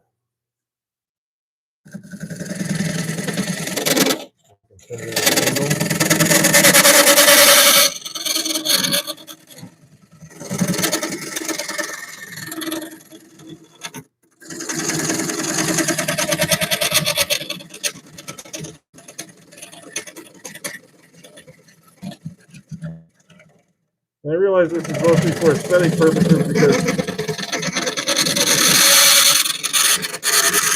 you put something in, you're not going to see the inside of the bowl.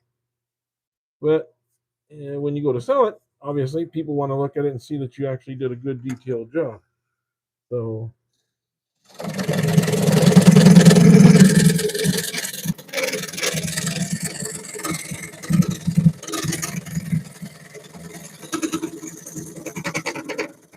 and if you're not going to do your best every time, you shouldn't come out in the shop and do it that day.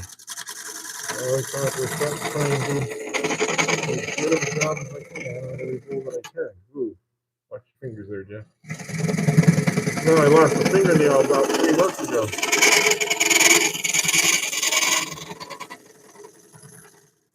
Just the same way. Got my finger right in here and it grabbed the fingernail and tore off about 2/3 of the fingernail. So you do want to be careful when you're in there. My bigger concern was that was the same finger that I cut off in a bandsaw accident a couple years back. This got cut down to about there and right through these knuckles here, and they had to reattach both.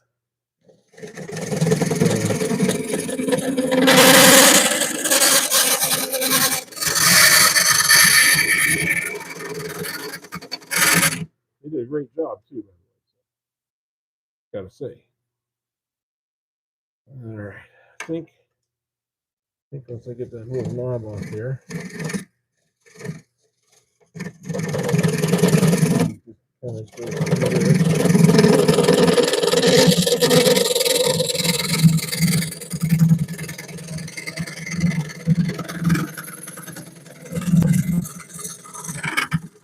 I'll go back through with my scraper, and we'll be done. We'll be inside here.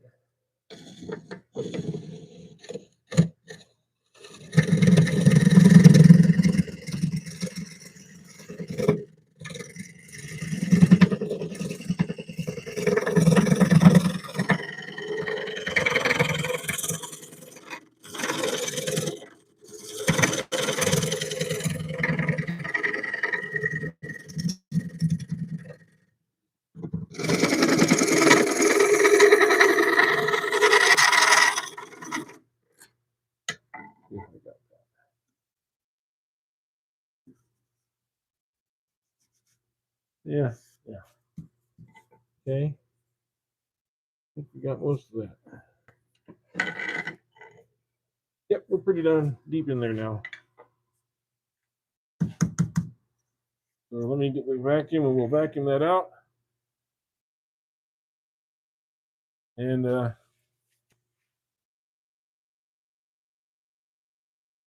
good hello to the rest of you. Let's get this going and we'll clean this one out and we can get started on the second one.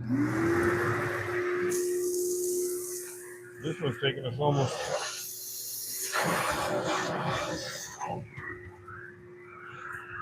2 hours to do this one.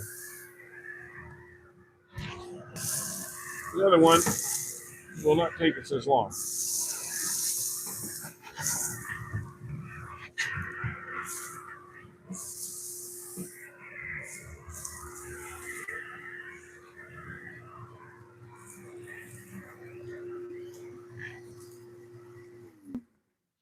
Okay. So let me get my tools put away. Otherwise, you never find them again, right? Always put your tools back. First thing. Plus, you don't want them falling or breaking or damaging the edge because you didn't put them away. It's just a smart thing to do. All right. So that worked pretty well. That flat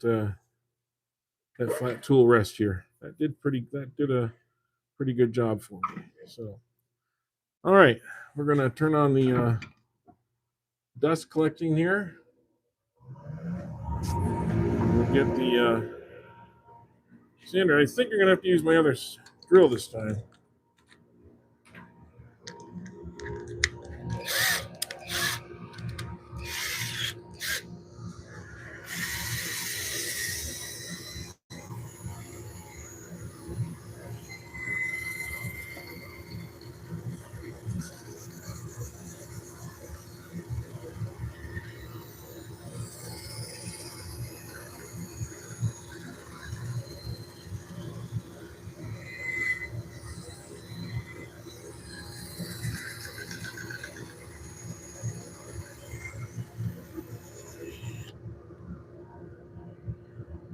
Okay, now let's reverse it.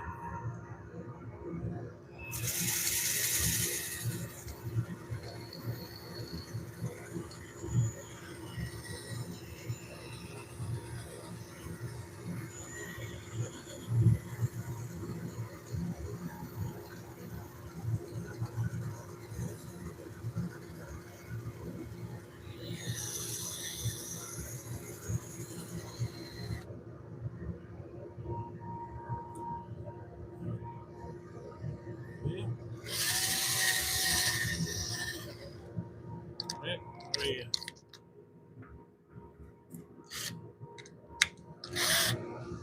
next speed up here.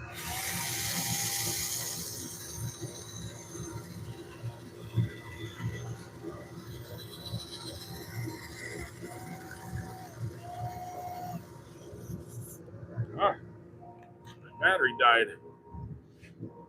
I'm having a heck of a time with batteries dying on me lately.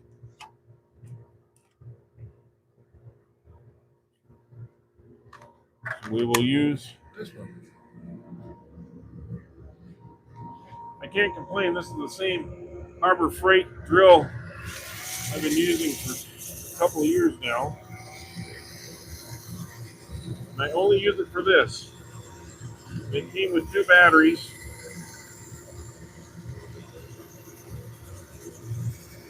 And it's been perfect for that.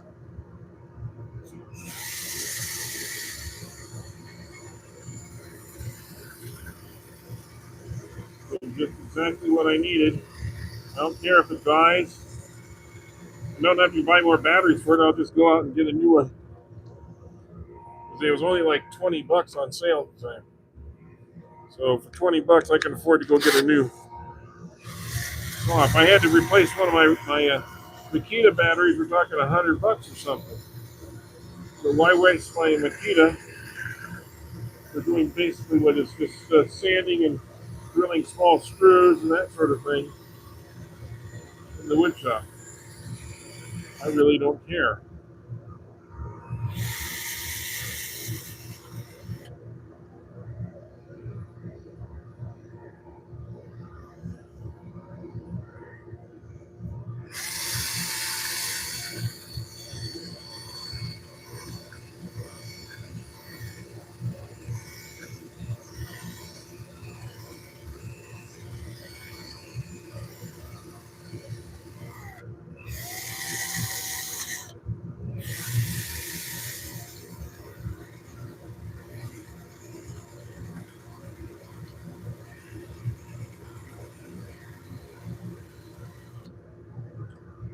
Just had a little bit of an angle right there. Here. Okay. We're gonna stick a little vacuum in that. Turn that.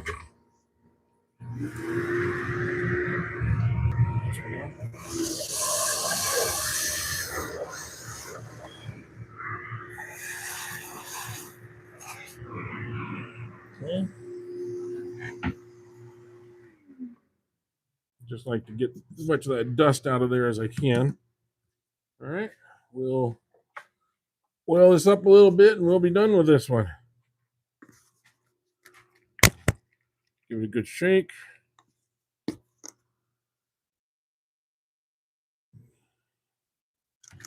initial in there.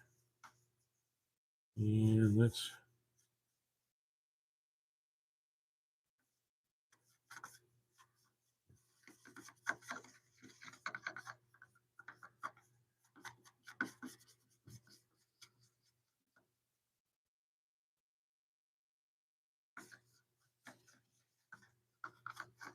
okay.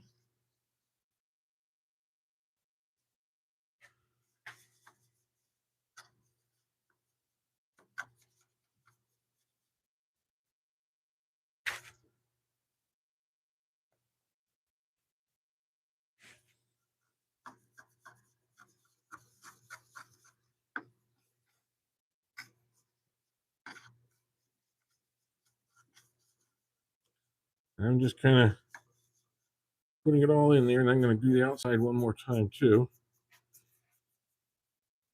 At this point, I think it needs just a little bit more. And we'll buff this up a little bit with some maybe some wax or some tried and true or something. I'm not sure. Let's see. What do you think? Tried and true, guys, or you want to use some buffing wax, or what do you want to use? I'll leave it to y'all. You make the decision.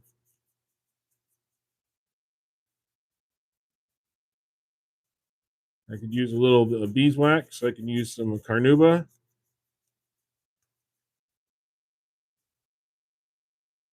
There.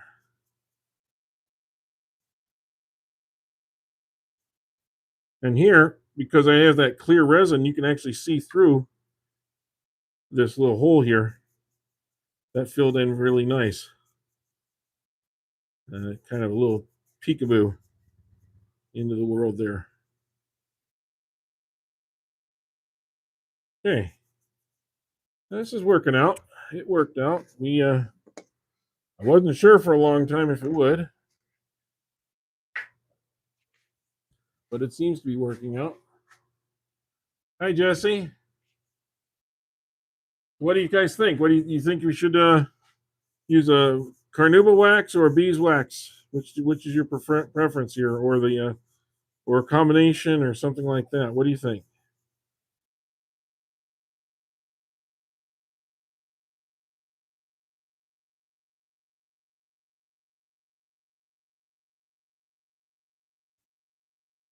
Yeah, that looks pretty nice already. I don't know if you can see inside there. What do you think inside there? Looks pretty good. Okay, well, okay, let's use a little of the Howard's feed wax on this, okay? Just to kind of give it a little gleam and a little more finish to it.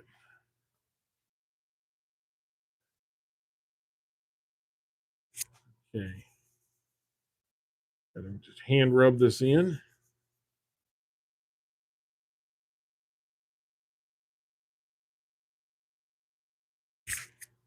Do it a little bit more here.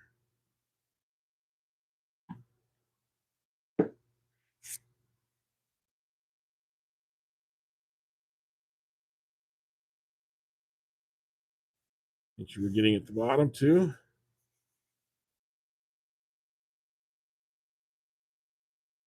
There's some of that. Rubbing it into all the little cracks and surfaces as best we can.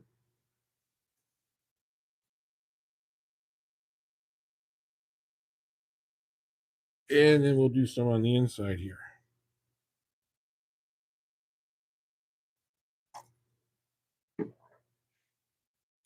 And you're going to have to kind of just work this in this way.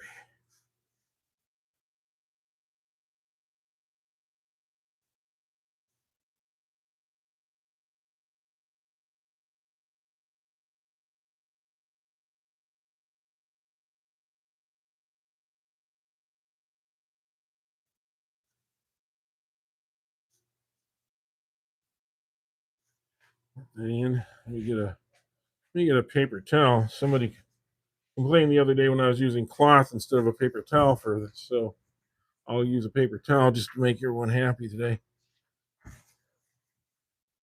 And we will speed this up a little bit and try and give this a little bit of a shinier finish. It's not going to be a fully gloss finish. It's going to be more of a buffed, warm finish. That's okay. Very carefully go in here with 2 fingers.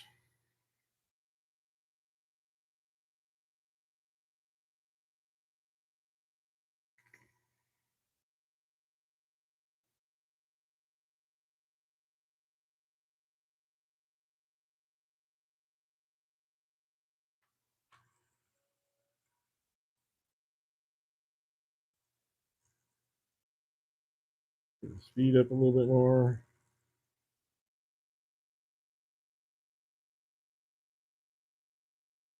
And there we are. Okay, we got that done.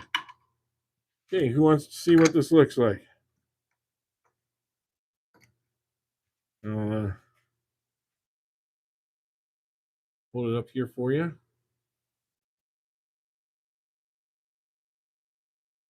We managed to get a bowl out of this cracked up piece of wood anyway, didn't we? That's the bottom of it.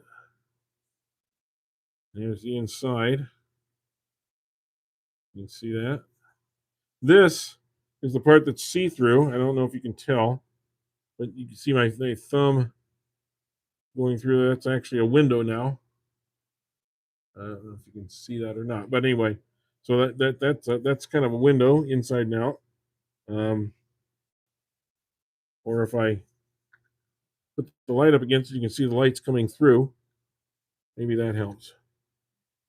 I don't know if that works or not. Anyway, so that's got these nice big cracks and everything, but I don't care.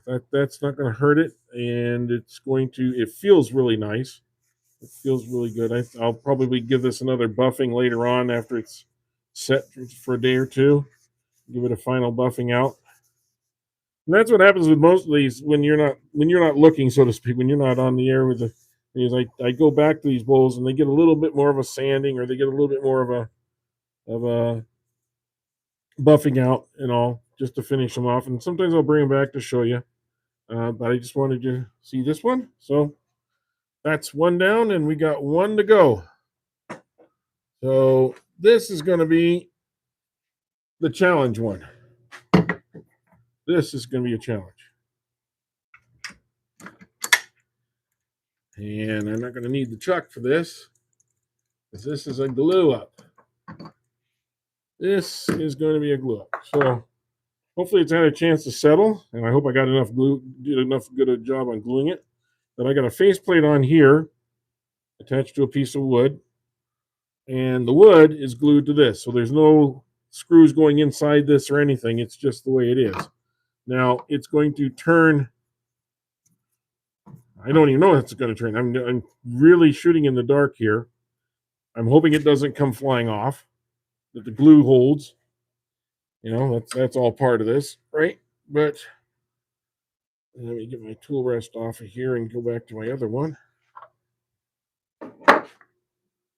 And we'll get started on this one. Please, again, if you haven't already, hit that like button or subscribe. It really does help the channel if you do that. And so one of the ideas I had was not touching this at all, but I'm not sure how I can get in there and do that because it's the axis is all wrong. So I kind of have to throw that one out the window because I was wondering if I could get in here, but I can't because when it turns this way, obviously it hits. So I can't do that. Leaving it way out here is kind of weird too because I'm just getting the very tick, tick, tick, tick, tick part of this. If we're turning it,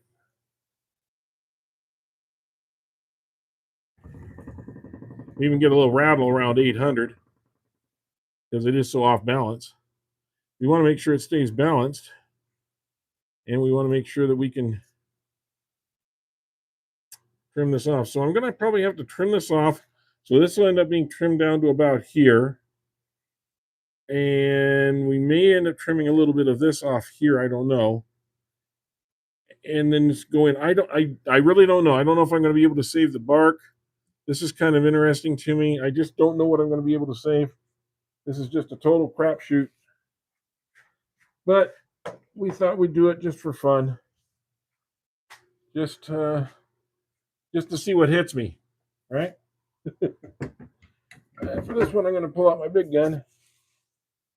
This is a big, heavy Carter and Sons.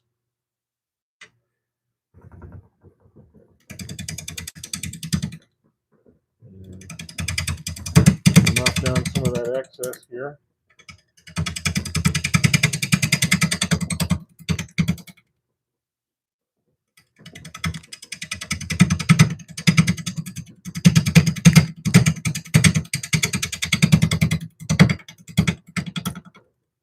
Okay.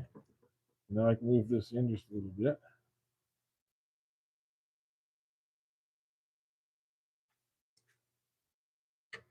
And we'll keep doing that.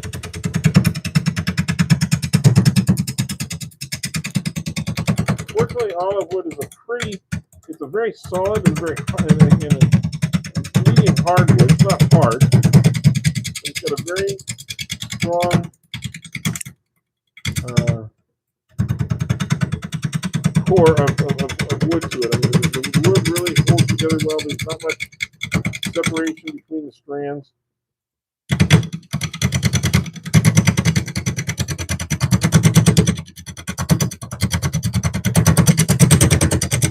You get a pretty good turn. Whoa, there it goes. Well, so much for that. That even blew off. That even blew this off.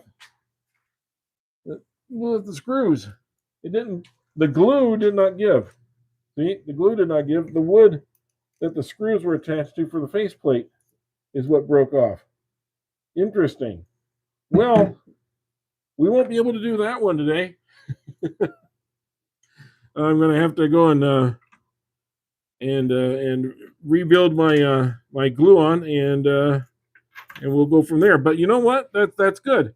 This was probably not the right wood for this. I probably should have used poplar. Poplar is really good for your face plates. If you're going to do glue on, poplar is very easy to turn and round out. And yeah, I will probably take this one off, and we'll go. But you can see we were starting to get this off. Still don't know where we were going to go with it, but that was that. So we'll just switch to something else. We'll switch. And I'm good with that. I can switch. Let me see. What would we like to turn? What would be fun? Well, let's see. Got a couple different things here. Got a nice little piece of oak here. This is some oak, and it's kind of quarter sawn. So I think we can put a faceplate on this, probably on this side here, and we can make a nice little bowl, maybe a wing bowl. I don't know. Probably not a wing bowl because I don't want this. We'll make a nice little serving bowl out of this one. So we'll get this started, okay? So just bear with me a second, and we'll mark it out and get our approximations. And we can kind of go like this, and kind of go like so. And that doesn't look right to me, so I'm going to go a different approach.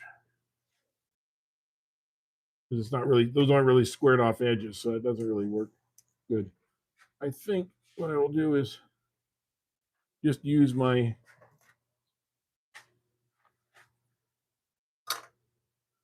circle here.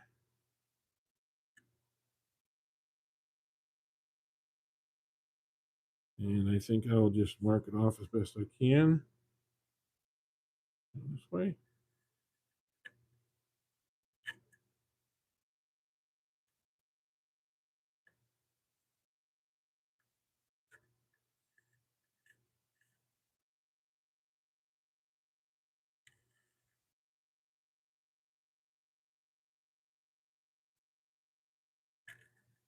Okay. I'm going to make a real good mark there where the center is.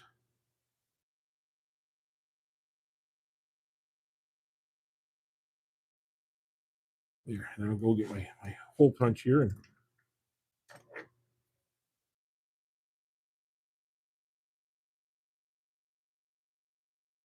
there we go.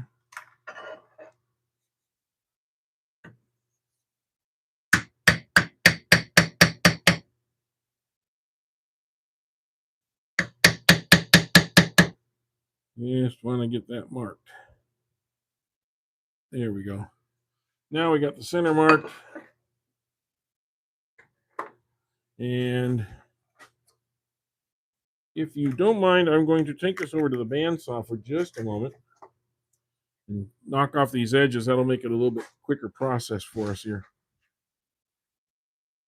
If you hear me screaming, call 911. Just keep 2 fingers on the 9 and the 1 for now. And we'll be okay. So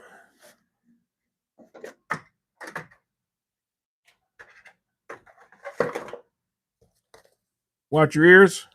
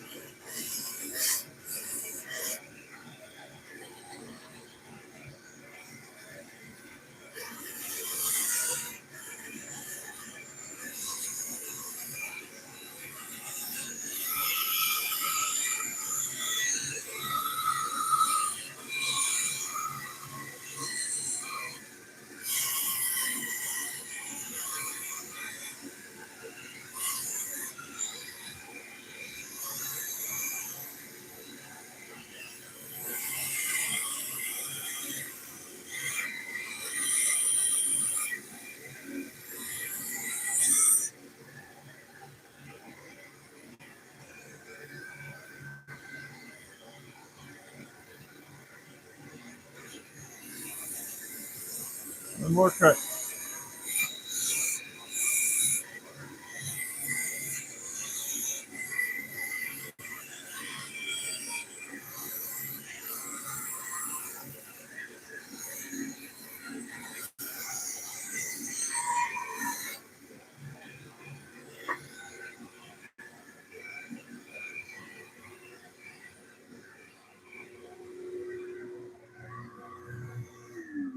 Okay.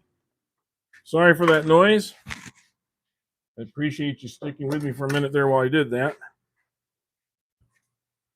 Let's see now. That's not too bad on the bandsaw. I got the pretty round piece. I can drill in a new faceplate onto this, and we can go from there. So I'll put this faceplate on here. I like this one because it has a centering screw that goes in just barely into it, but it helps you make sure you're dead on with what you want. And then I'll get some screws here, and we'll get started.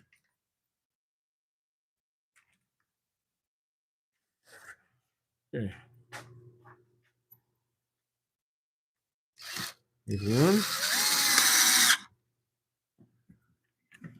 And we'll go to the opposite side. Kind of like putting tires on a car. You want to go from one side to the other and back again.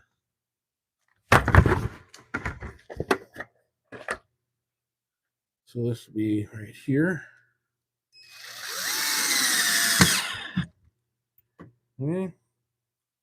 We'll do one here.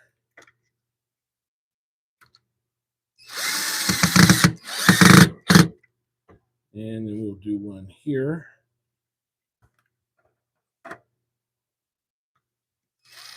Oops.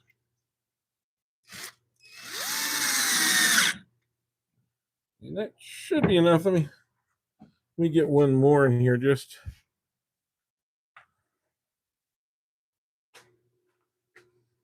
That one's a little off square, so make sure I'm in here good.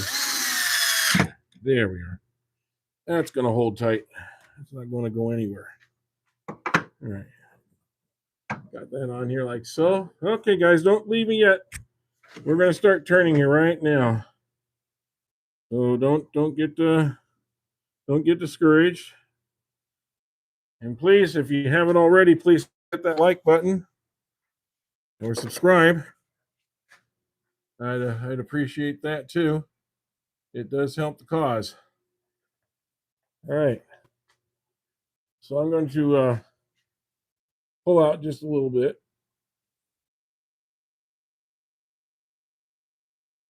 There. So you can see what we're doing.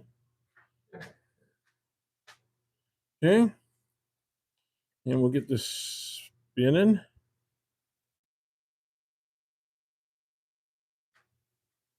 There we are. And it's a little bit wonky on both sides, so we'll see what we can do here.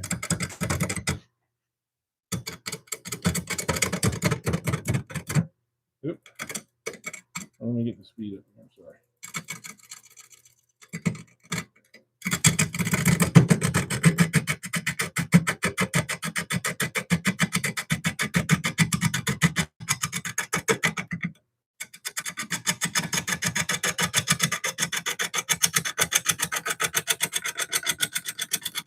As I always say, when you're talking about riding the bevel, what they're talking about is this is the bevel right here on the back end of that tool. And you want to have that right up against the wood.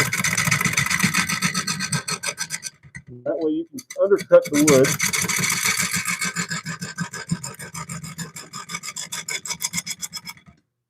And you can get a nice rounded finish on this. So what we're hitting is right here. So I'm going to pick up the speed just a little bit. So really cut the edge.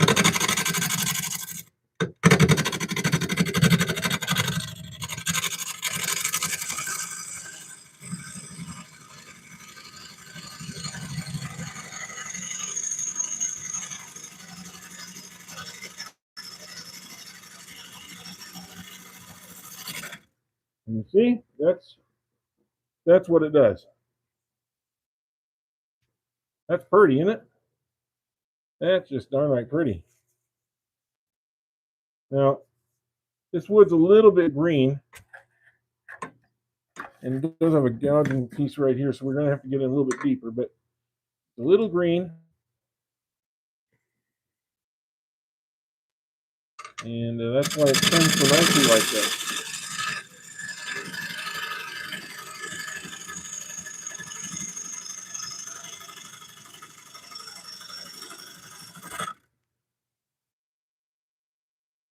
Here's some more.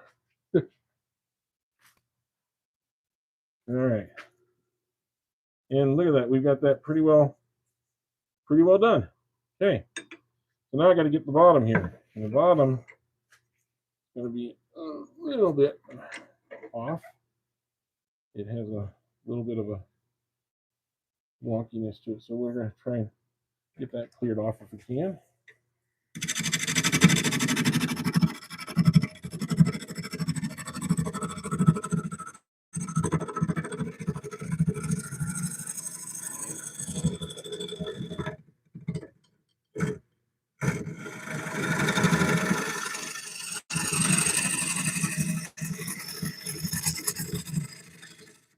That's pull cut. That took a lot of the roughness off.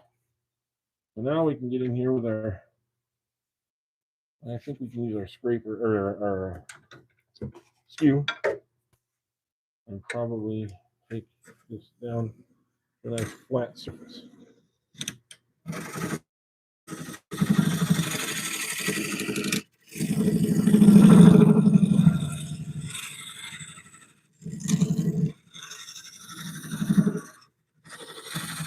And you notice what I'm doing is I'm kind of step skewing it in here.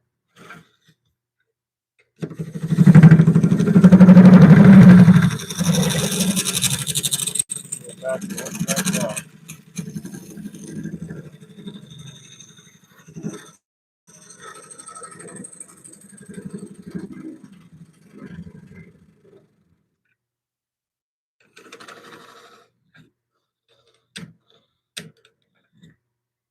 Okay. All right, let's see how flat we are. Now I put that flat surface against this flat surface, and it's flat. So that's good enough for me. Okay, so now we got flat, we got round. That only took a couple minutes to do, right? So we go from flat and round. Now we got to start looking at form. Well, we can kind of come up on it a little bit, widen this out a little bit on the outside. I think that's probably the nice way we do on this one. So I'm going to, while I'm here, I'll go ahead and put my tenon in. And I'll get this raised up just a hair.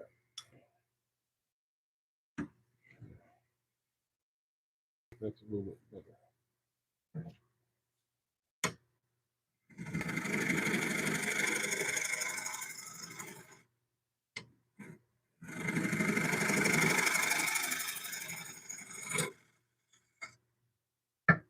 Okay, get that mark.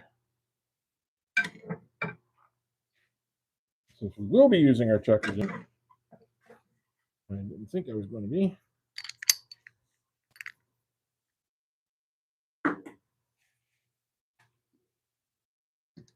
Yeah, just a hair better. Okay, good. Doing much better on this one than I did on the first one.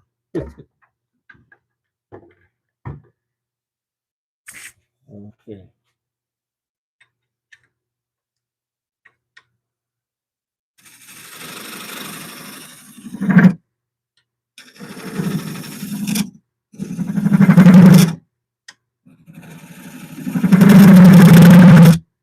There we go. That looks good and clean. I think that'll be just about right. Yep. Get in there. Good.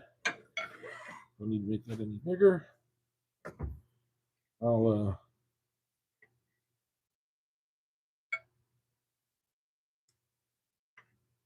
take a little trimming off there. There you go. With the hair. And we'll curve this end up a little bit.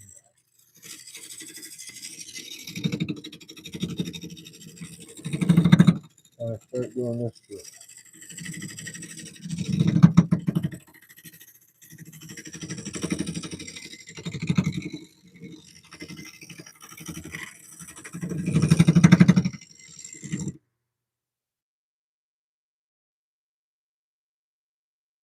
took a little bit of that ending bark thing that was on there, so that's good. I got that out of the way too. All right, now I'm gonna use my bull nose scraper here to shape the outside of this one. And I come over here, start going around corner, so to speak. There. You want to come from here and go in.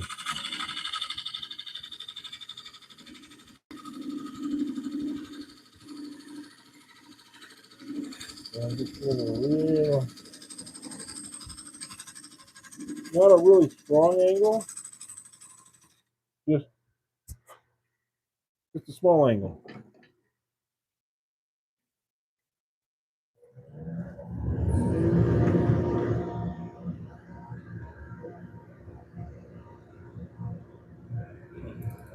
Here.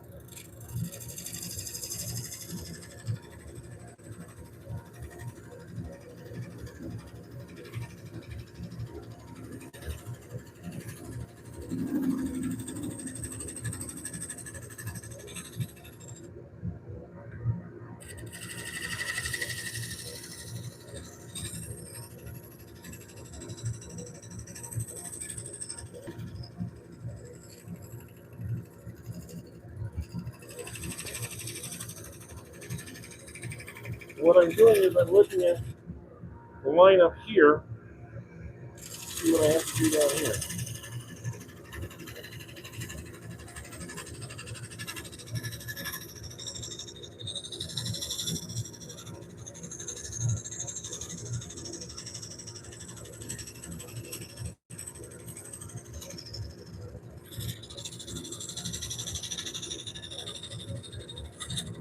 This is why you want to have that bottom flat first.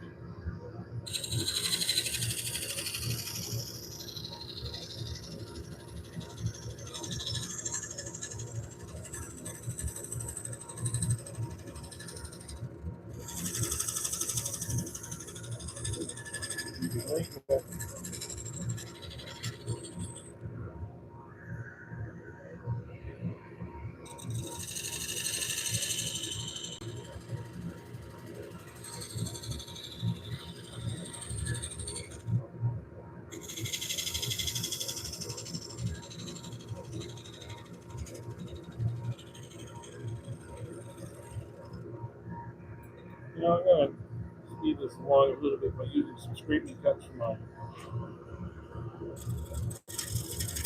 Now, looks just like a scraper.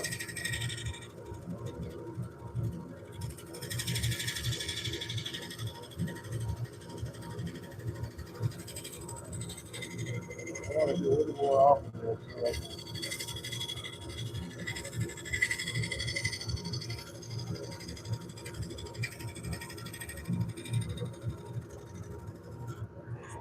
don't you love these ribbons? Aren't those nice? Okay, so now I got more of a curve to that hole. Okay, so now I can smooth that all out.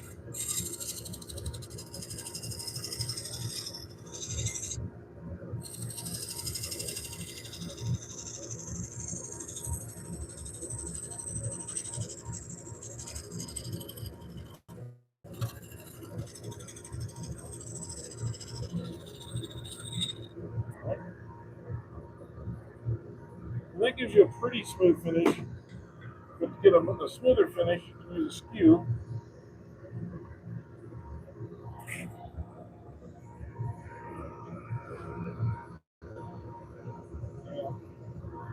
I'm just going to use this.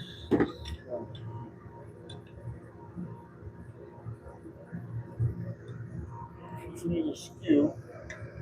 If you present it like this, come across, you can actually get a much smoother finish. Whoa, that's what I didn't want to do. Okay, snaggy. That's what I didn't want to do. Okay, well, then we will not use this. It's obviously not going to take that wood. We'll go back to the screen. My mistake. I should have been more close to what I was doing. Okay. Okay. You can fix things. Yeah, it's definitely hardwood. Yeah. Hey, Mike, making stuff. Good to see you. I'm sorry I haven't been looking up here. I was concentrating on this wood after you had to change pieces all of a sudden. The other one went flying off. So they need some repair before I can try. So there we go. Everything else can just be sanded just nice. Okay. So we will get the sanding going very quickly here. We don't want to be going on forever. Please do hit the like button or double tap the screen. That really helps the channel.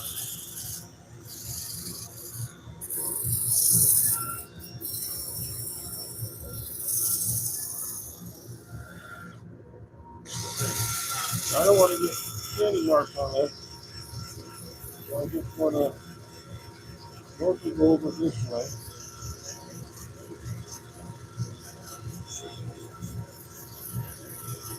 So this wood has a lot of grain, end grain to it. And even the side grain is grainy. It's like grass. Gotcha. So if you're not careful with it, it's going to have a real funky finish to it.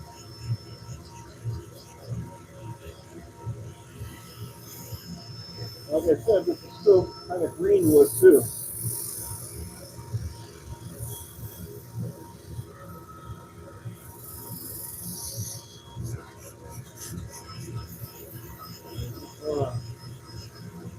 Nice smooth feeling. That's the nice thing about this oak, this particular oak, is it has a real nice. It sands up really nicely. It does get a nice finish to it, but it is still green. In fact, I didn't take a reading on this. I should. I'm guessing it's probably in the 17, 18, maybe even a little more like 20% range, like the other pieces were. It's had a chance to dry out a little bit. Another better done. Yeah. My third different battery dying today.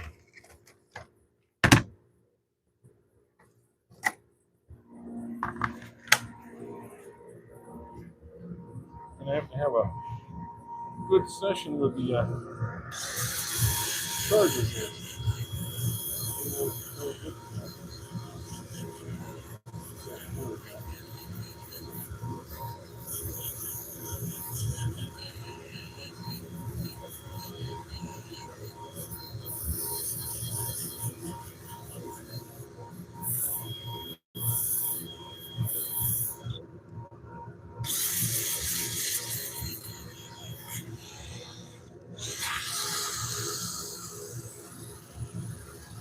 I know it's going to be rough also on this other edge, on this top edge, but just wanted to kind of get it a little bit sanded off. Here we go.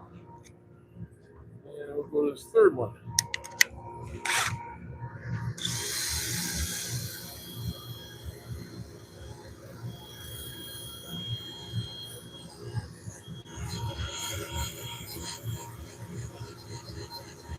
We're going to go into a real high grid here. I think this is maybe 280, something like that.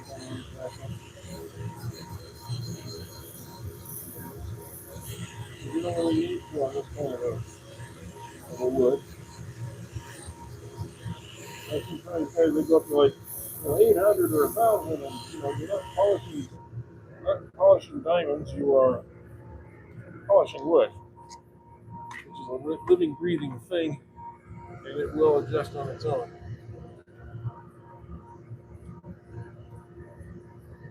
Hi, John Drummond. I appreciate you coming in here. All right, we're going to turn this loud thing off. There we go. So thank you all for being in here. Please do hit that like button, subscribe, help the channel out. We keep growing and growing and growing. And today we made it over 3 million views on YouTube, and that's always a nice little accomplishment. But we need to turn that into 30,000, not 3,000 subscribers. So Um, anything you can do to help with that? Share this with other people. Um, anything like that would really be helpful. Okay.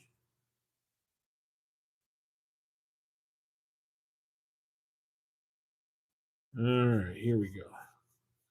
This is not going to change the color. It's just going to moisten the wood a little bit and get down into the fibers a little.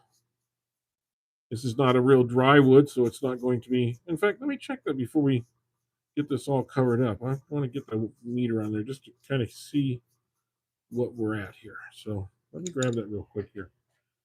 Just out of curiosity, see how it's holding up to the others.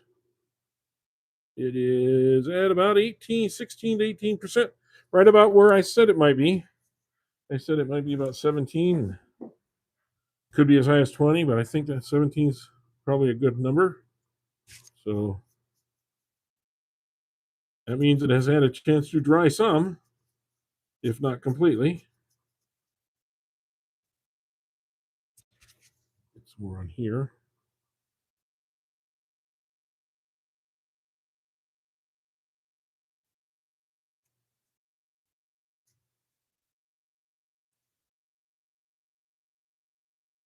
If that helps you guys see it a little bit better.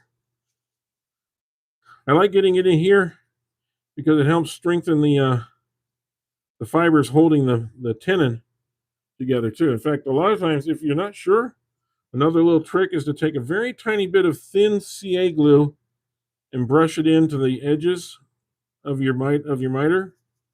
And when you do that, give it a few seconds to dry itself. Do not spray it with an accelerator, but make sure it's very thin. It's not going to affect or raise your the wood around it. You might even have to go back and do a tiny bit of sanding on there just to make sure it's still smooth bottomed and smooth side. But just the tiniest bit of CA glue on there will help strengthen those fibers just a little bit more, make it a little bit easier, make it a little more secure when you're turning. So there we go. So this is a nice looking piece of wood. As you can see, it's got a interesting color to it. So we will take that and rub this out just a little bit after it's drying on there.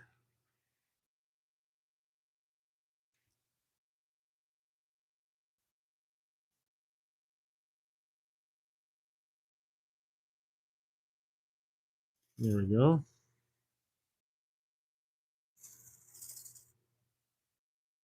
There. That just kind of preserves it a little bit before we go to the inside.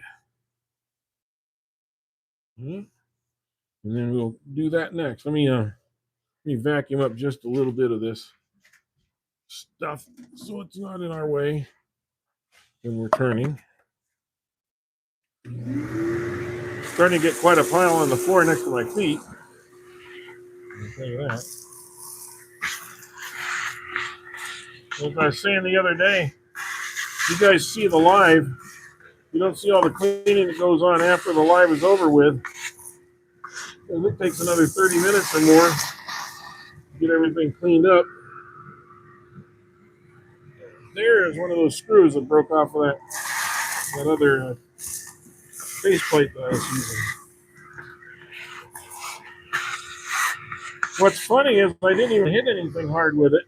It was turning nice and well. So I'm not sure what caused that to weaken like that. It may have been a weak piece of wood already, but my mistake for using a piece of, I don't know what that was. Might have been some sort of pine or something. I should have used a hardwood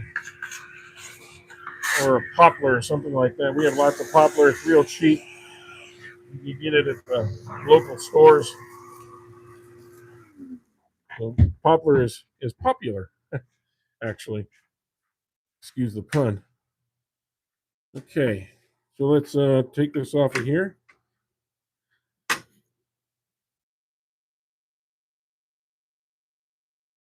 Hey guys, feel free to comment in the comment section. Oh, Mike Mims, are you still there? If you are, let me know.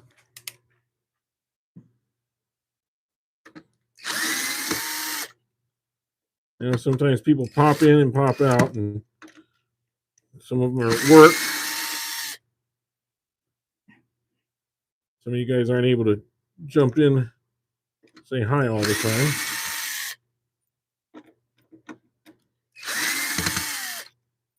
Okay, and this one. Great. And then we just take this off. Great. Perfecto. Like that. This. This is that one we turned earlier today. And it was a small piece, but it was a lot of challenges, all these cracks and crevices and things that were going on. But managed to get it done pretty well. I think it came out really nice. Anyway, for those of you that didn't see that one, you can go back and check that out later on the feed repeat of the live repeat if you want to see how that came about. All right, here we are.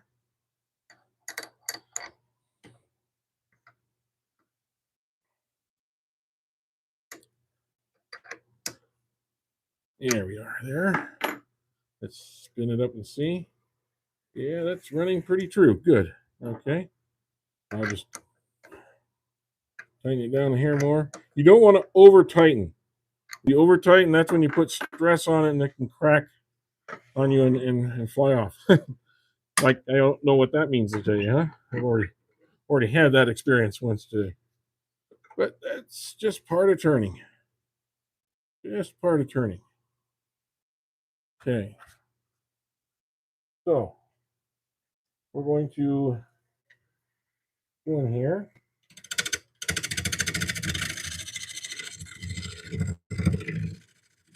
We'll snap it out of the edge.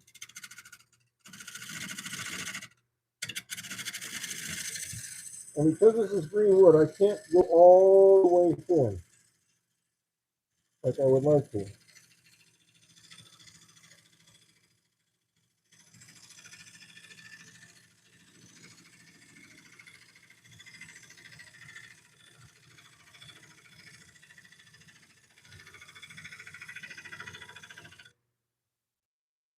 If I did, the problem would be that it would warp, and I wouldn't have any room to fix it.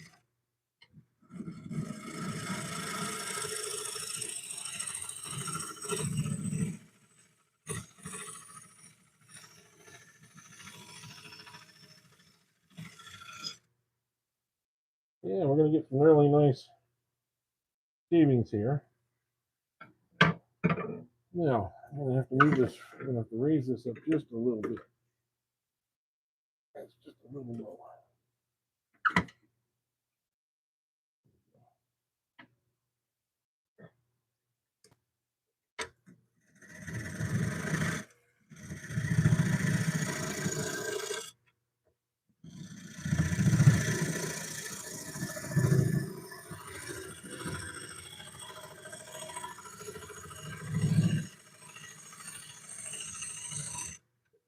Now, normally, oops, whoa, that wasn't good. Normally, what you would do is you would come down here like so, and allow the gouge through the path all the way down. I'm getting some rumblings here, so I'm a little nervous about doing that entirely.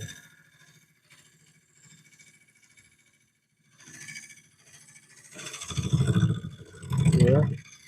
If you get too greedy, that's when you can snap this thing right off of here. I don't want to get too greedy all at once. Yeah, there's something definitely wobbling. I'm not sure what it is. Might be a difference in hardness. There might could be a thinner and or a lighter and a heavier piece of wood there or something. It's hard to say.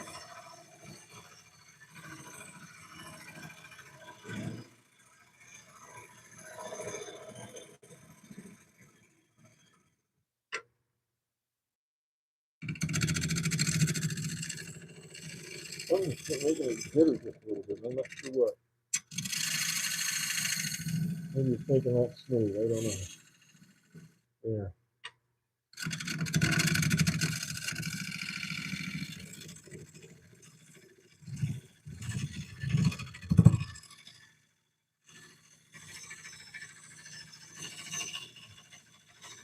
Well, look at those ribbons, huh?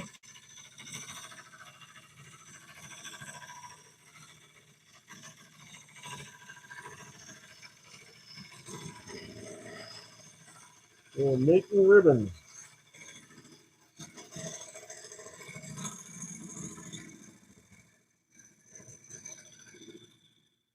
I don't know where you're watching from, but it's past lunchtime here, and I'm getting kind of hungry. It reminds me of spaghetti, just a little bit. So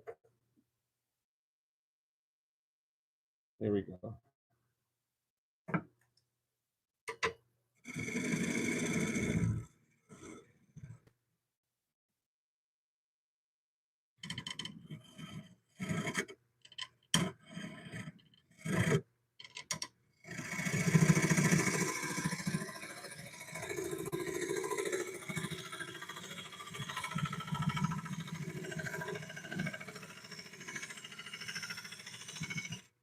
You see how that does that too. So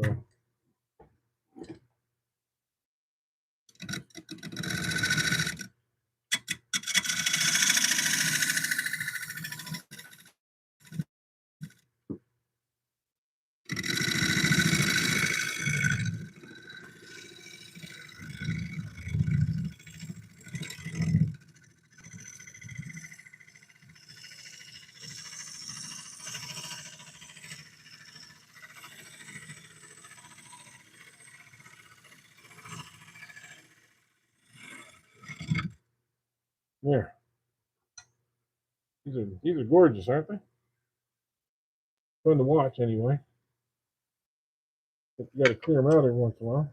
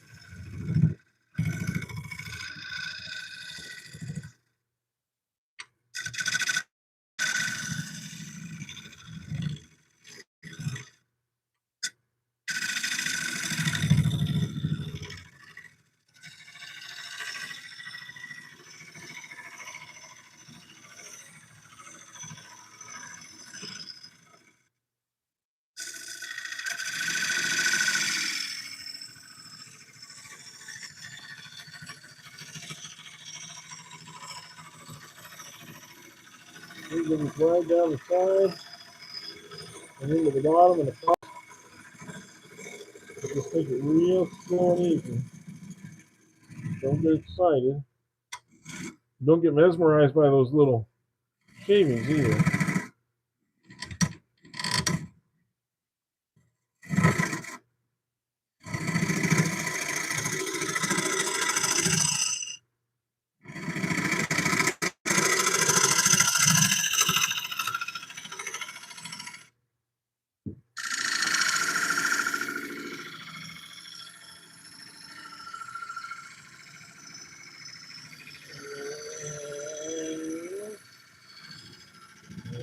So,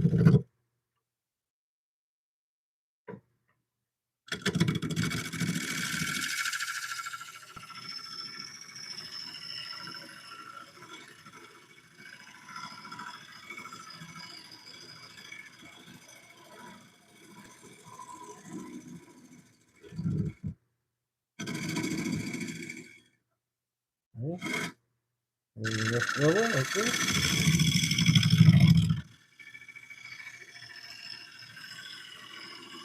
We're about halfway through, a little bit more than halfway through right now.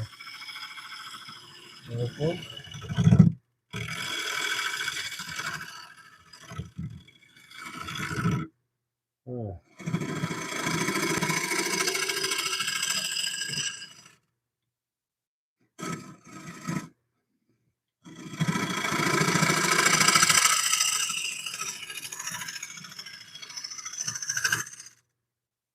Okay, I'm going to introduce a different tool. We use the big one here. Hello to you, Crunch. This is Franco. Okay, and John, and any of you guys, feel free to comment in the comment section there, guys. Let me know where you're from. What countries are you from?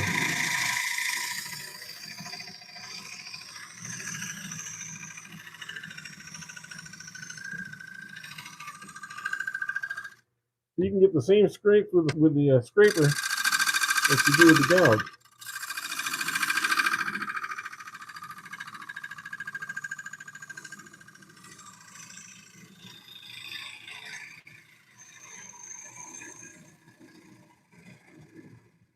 Yeah, that's with the gouge. So you can't tell any difference from that. And this down here with the scraper and the gouge look the same. Okay. This is though smoothing it out just a little bit more. So okay, I'm doing good here. Got to start going in just a little bit.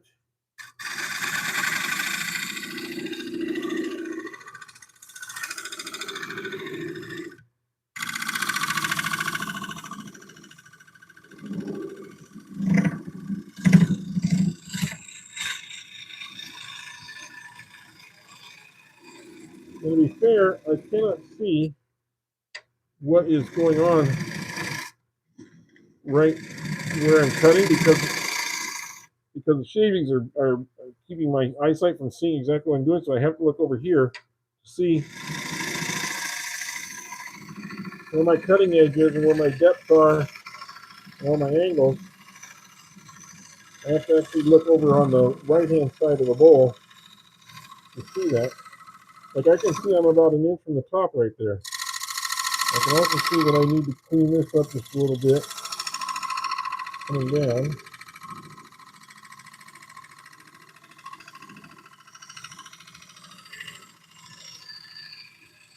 And I can't see that by directly looking on it, but I can see it perfectly from this side. Okay. Also need to kind of clean up this top just a little bit. I never did. So let me get that kind of cleaned up too.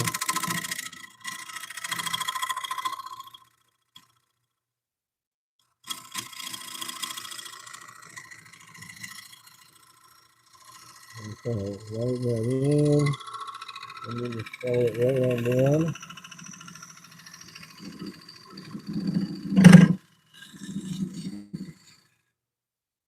There. You can see how the shavings changed as I did that. He's constantly reading the wood, and I've done a couple of videos on my channel here on how to read the wood, what the wood's trying to tell you. And it's very important that you listen to the wood while you're turning.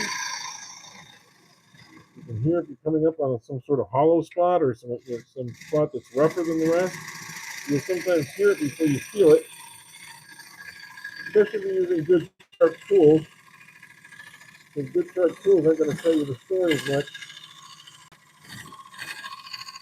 unless you use your ears. So always listen when you're turning. I usually have some music on in the background, but not a lot of loud music. I want to be able to hear what the wood is telling me. Okay, and I can see here I'm getting away from my angle just a little bit. I need to angle this in just a little bit more. I am getting near the bottom, so most of my concentration now is going to be over here.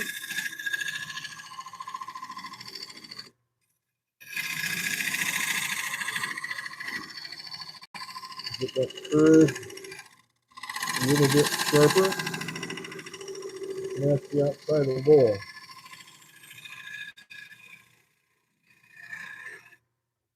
You just want to match the bowl.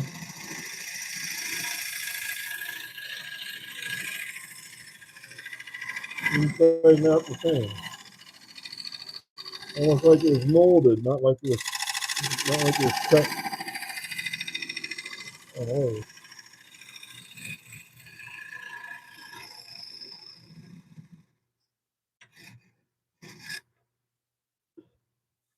Okay, that scraper's doing a really good job. It's about the same thickness all the way in and all the way around now. I think that's pretty close. I'm going to have to take a little tiny bit off the middle here.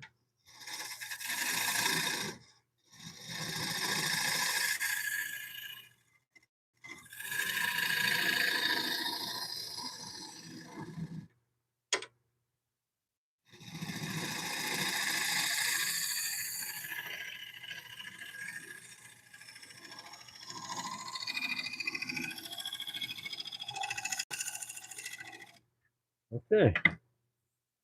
And a nice smooth transition. Just a little hump right there. Get rid of that hump.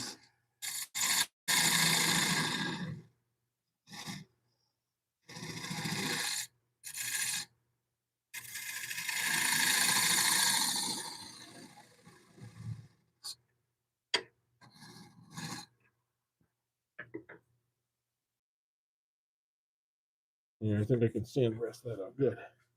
Okay, we've got these beautiful, beautiful shavings.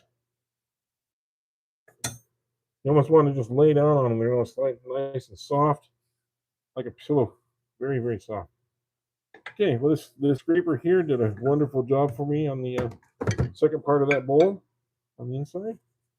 Let's get some sanding going, and yeah, we'll be finishing this up. So again, please hit the like button, subscribe, or double tap your screen. That would be appreciated. It helps us continue doing this, and really love doing it for you guys. I do.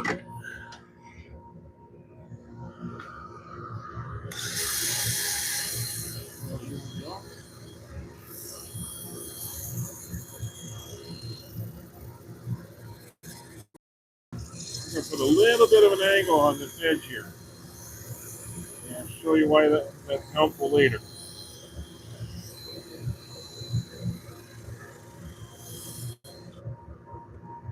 When you have a bowl that isn't as thin as you'd really like to make it, for obvious reasons, because like I said, this is green, it's going to warp some. Um, if you put an angle going downward into the bowl from here, what happens is it draws the eye in and it actually makes it appear to be a little thinner, even though you really haven't changed the thickness at all. You want to kind of angle it down into the bowl.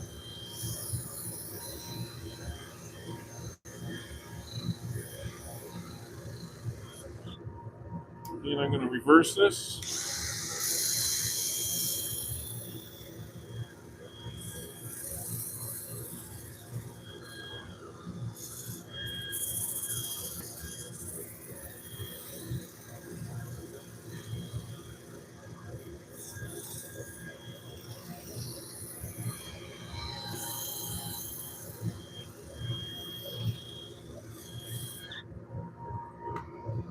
Okay, here we are. And that was just the 80 grit.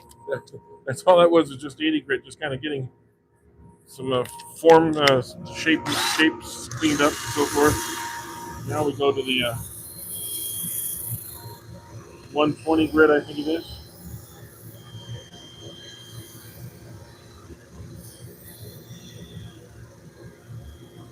You can see it comes off pretty quickly in sanding. You got to be mindful of that too when you're sanding. You don't want to sand through the bottom.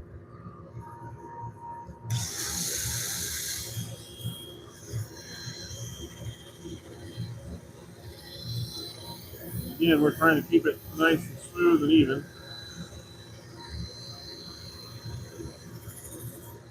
That's really like when I like having these scalloped paper pieces instead of the flat, the round ones. These will get into the corners better. They mold themselves around the corners. You get a much better sanding. You don't get those little lines and stuff that you get when you have the flat disc. Like if you have a flat disc like this one, it tends to leave little scour lines in there if you're not careful. So my recommendation, if you have the choice, get the ones with the scalloped edges on them. It's worth the extra few pennies. And we are talking just a couple of cents difference.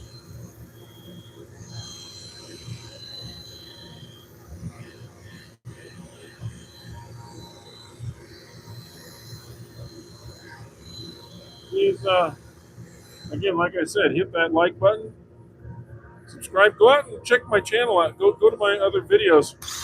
There's a lot of videos on there that are instructional videos. They're short. I don't like doing long videos. I think you lose your attention span, quite honestly. But I also like to be very conscious of your time. So check out the videos, and you can check out the shorts too. But they're probably not going to be as useful in many cases as the regular videos are. But some are. I made some specifically that were only 2 or 3 minutes long because I only had one point to make. And so, yeah, in those cases, it's probably a real good way to go. But so, whatever your taste is, long, short, or in between, I got about 150, 160 videos up there at least, and you're welcome to look at them all. They don't cost you a dime. Nothing on here costs you any money, quite honestly. Doesn't cost you to subscribe. Doesn't cost you to say I like what you're doing. If you've been entertained at all today, I appreciate the like just to say yes, I was entertained, or no, I wasn't entertained. You can do that too, I suppose. But and if you weren't entertained, I'm sorry. I try to have a little bit of something for everybody in here, and we do try and teach a lot of little tricks along the way.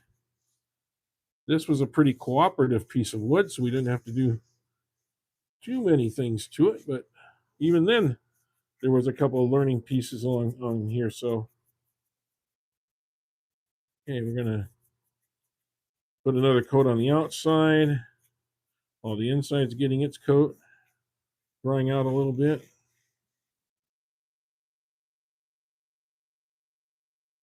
And there will be, of course, finishing this off screen later on a little, but I want you to see what this looks like. I just hope these cracks don't continue to crack as it dries. So I'm going to probably use a microwave process on this one too. And if you're unfamiliar with the microwave process, you can weigh your bowl and then put it in the microwave for about something small like this. I would not put it in for more than 1 minute, maybe 45 seconds at a time. It's going to get pretty warm. And take it out and let it sit somewhere where air can circulate all around it, because what you're doing is you're steaming the water out of it, right? So let the water get out of it, wipe it down, really good. After about an hour or so, put it back in the microwave and do it again. And then measure it weigh it after a couple times. If you see the weight starting to come down, you'll know that it's working. And when it stops losing weight, it's down to the right temperature. All right, the right moisture content. And that's basically how you dry a bowl using a microwave. It's quick. It does take not very not. I mean, you do have to pay attention for a day, but it's not like taking weeks to dry. And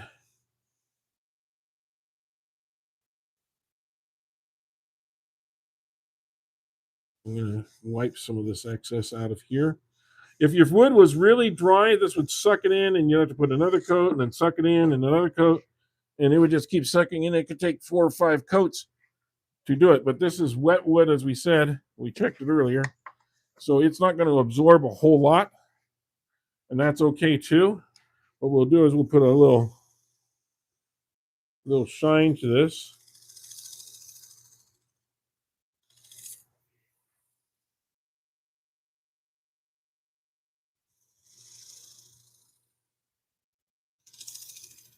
And also to slow the process, I think I'm going to put buff a little wax on here too.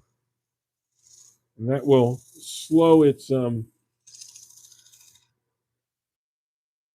hi Benjamin. Uh, what are we working with today? Well, this is another piece of oak. I had I'll show you what I did earlier. But we had this beautiful piece of olive that we did. and it was just a small piece, and it was very rough. Didn't really know what we could do with it. I mean, there's lots of cracks in here and so forth.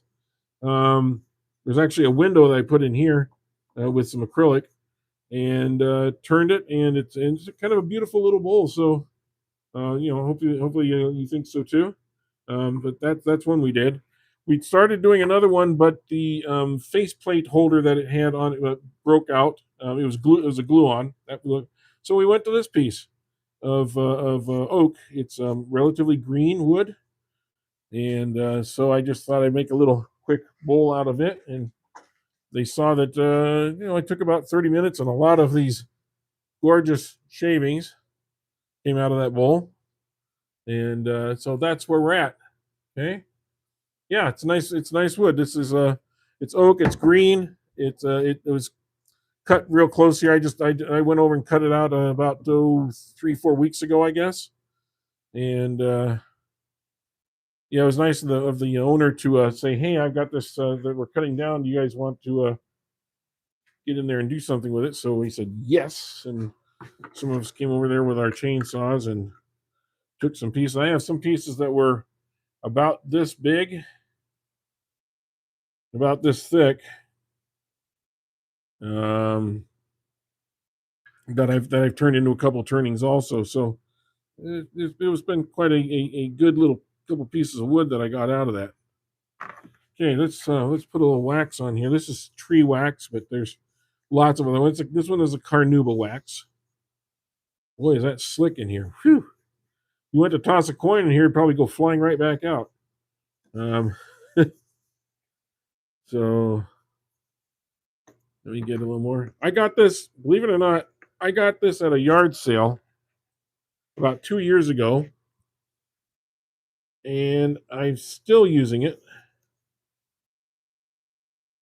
And I'll probably be using it the rest of my life. It doesn't take much to do a bowl with this. It just lasts and lasts and lasts. It's not going to go bad. It's wax. It's not going to go bad. I'm probably going to end up with a split here when this dries out. I'm just saying. I'm probably going to end up with a split. I might have to work with it. Might have to CA it a little bit or something. I don't know. But as I look at this bowl, it may not stay as nice of a bowl as it is right now. We don't know. But we will try and coax the best out of this as we can. And you let that dry just for a second. Get my surgical towel here that we like to use. Okay. Let's get this going. We'll get it up to around 1,000 or so.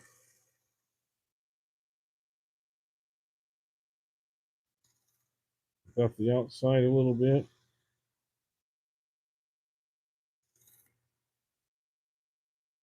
And we'll go on the inside.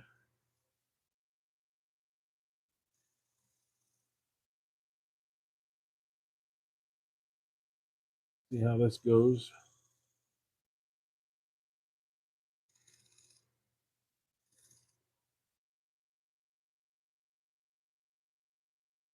Oh, that feels really nice. It's probably going to need another, because it is green, it's going to need another sanding down the road to get it, glossy sanded. But for right now, this is feeling really good. I like the angle. It does match the outside to the inside. I think I got pretty close to the bottom. Oh yeah, I did. I'm probably within about less than 1/8 of an inch from the bottom there, from the miter here. But this feels really really nice. I'll probably take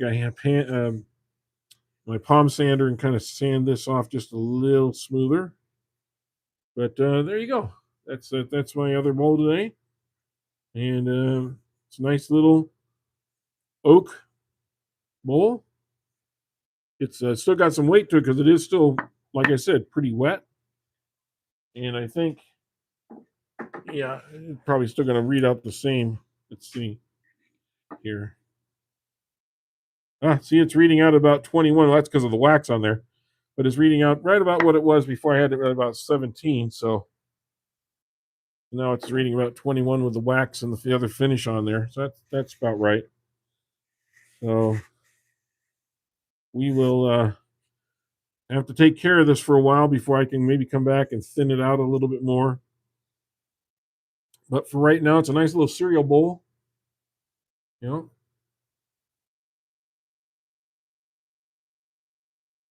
yeah, the lathe care afterward. Yeah, well, this is not wet like dropping water on things. I've had some of those too, where I've actually had it like spitting water at me, uh, those are really kind of scary. Um, but I'll give you an example, Benjamin. I'll show you this one. This is one I turned the other last week, and I turned it nice and round, as you can see here. It's round, okay. But when you look at it this side now, you can see it's distinctly oval shaped, and it's what I wanted. I created it. I turned it in such a manner that it would do that because I got the pith on both sides. So what it's going to do is it's going to go like this. It's going to spread out like that. And so I made arrangements for that. I did have to go back and put some CA glue here because it was starting to depart from the cork. This is cork oak. So I did have to CA glue that a little bit. But other than that, this is a beautiful bowl. I love this. I love the this like sunrise star sparkle kind of thing that it does here. It is getting just a tiny bit rough as it's drying out, so we're going to have to obviously do some final sanding on the inside. You can feel it's getting a little rough. It's it's it's turning. It's coming out more here than it is down here in the bottom, so it's creating a little lump. So I will have to put this back on. Now the nice thing is because I have this here, I can put this back on here, and I can return this. I can actually go on. I can sand it on here with a chuck. Then you can't do that if you use an external miter.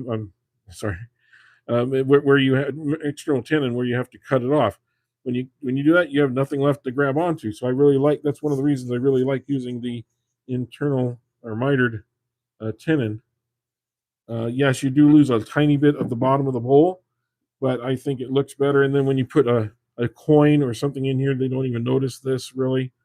Um, so I think it's just my way of going. But right now, this is about 5 inches across this way, and it's about 5.5 or so, maybe a little bit more like 5 3/4 this way. So it's already spread out quite a bit. Yeah, recess is the name. Yeah, I know. Well. Some people call it a recessed miter tenon. Some people call it a miter tenon. Some call it a recessed tenon. I just call it a whatever comes to my mind at the time. But you don't. And I don't really make them any deeper than this. This one's like slightly deeper than I wanted to because I had this crack here and here that I was dealing with. I wanted to make sure I got into enough purchase wood that I could hold on, and it held beautifully. It did not come off at all. So anyway, that's a couple, and then I got the one that I did earlier today. So these three will be going back into the house because it's too damn cold out here. Although I do see the sun shining at the moment, but I think it's still under 50 degrees, which means if the sun's going to be out, that means it's going to be colder than hell tonight. Because if you know anything about the weather, when there's no clouds, you get more. It gets colder than when there is clouds, generally speaking, right? So hopefully, in your part of the world, it's not as cold. Um, I know it's been really really cold in the Midwest and in the East, and I think they're bracing for a little bit more. Anyway, guys, I really appreciate you being on here today. If you haven't already, please do hit the like button or subscribe, please, because I could really use the extra likes, and I could use the comments in the comment section. And this will be posted up later this afternoon. If you want to go back and look at certain sections of it, all of my lives are up there. But if you subscribe, you'll know when I'm doing my lives. That's always good. We do one every Thursday, and then we usually do one or two others during the week sometime. They're kind of a surprise. In the meantime, Make sure you check out Ryan at 77 Rockets. I think he's going to be doing a live tonight. I don't know if Mike from the Whacking Shack is, but the Whacking Shack is another great one to go to. Timber Designs, um, um, uh, just all the ones. They're all listed in my description area. You can see the names of a lot of the different guys that I work with on a regular basis. And thank you all for being here today. I really do appreciate it, sticking with me. And we're going to call it a day. It's been 3 hours, so I think that's long enough. Okay, we'll talk to you soon.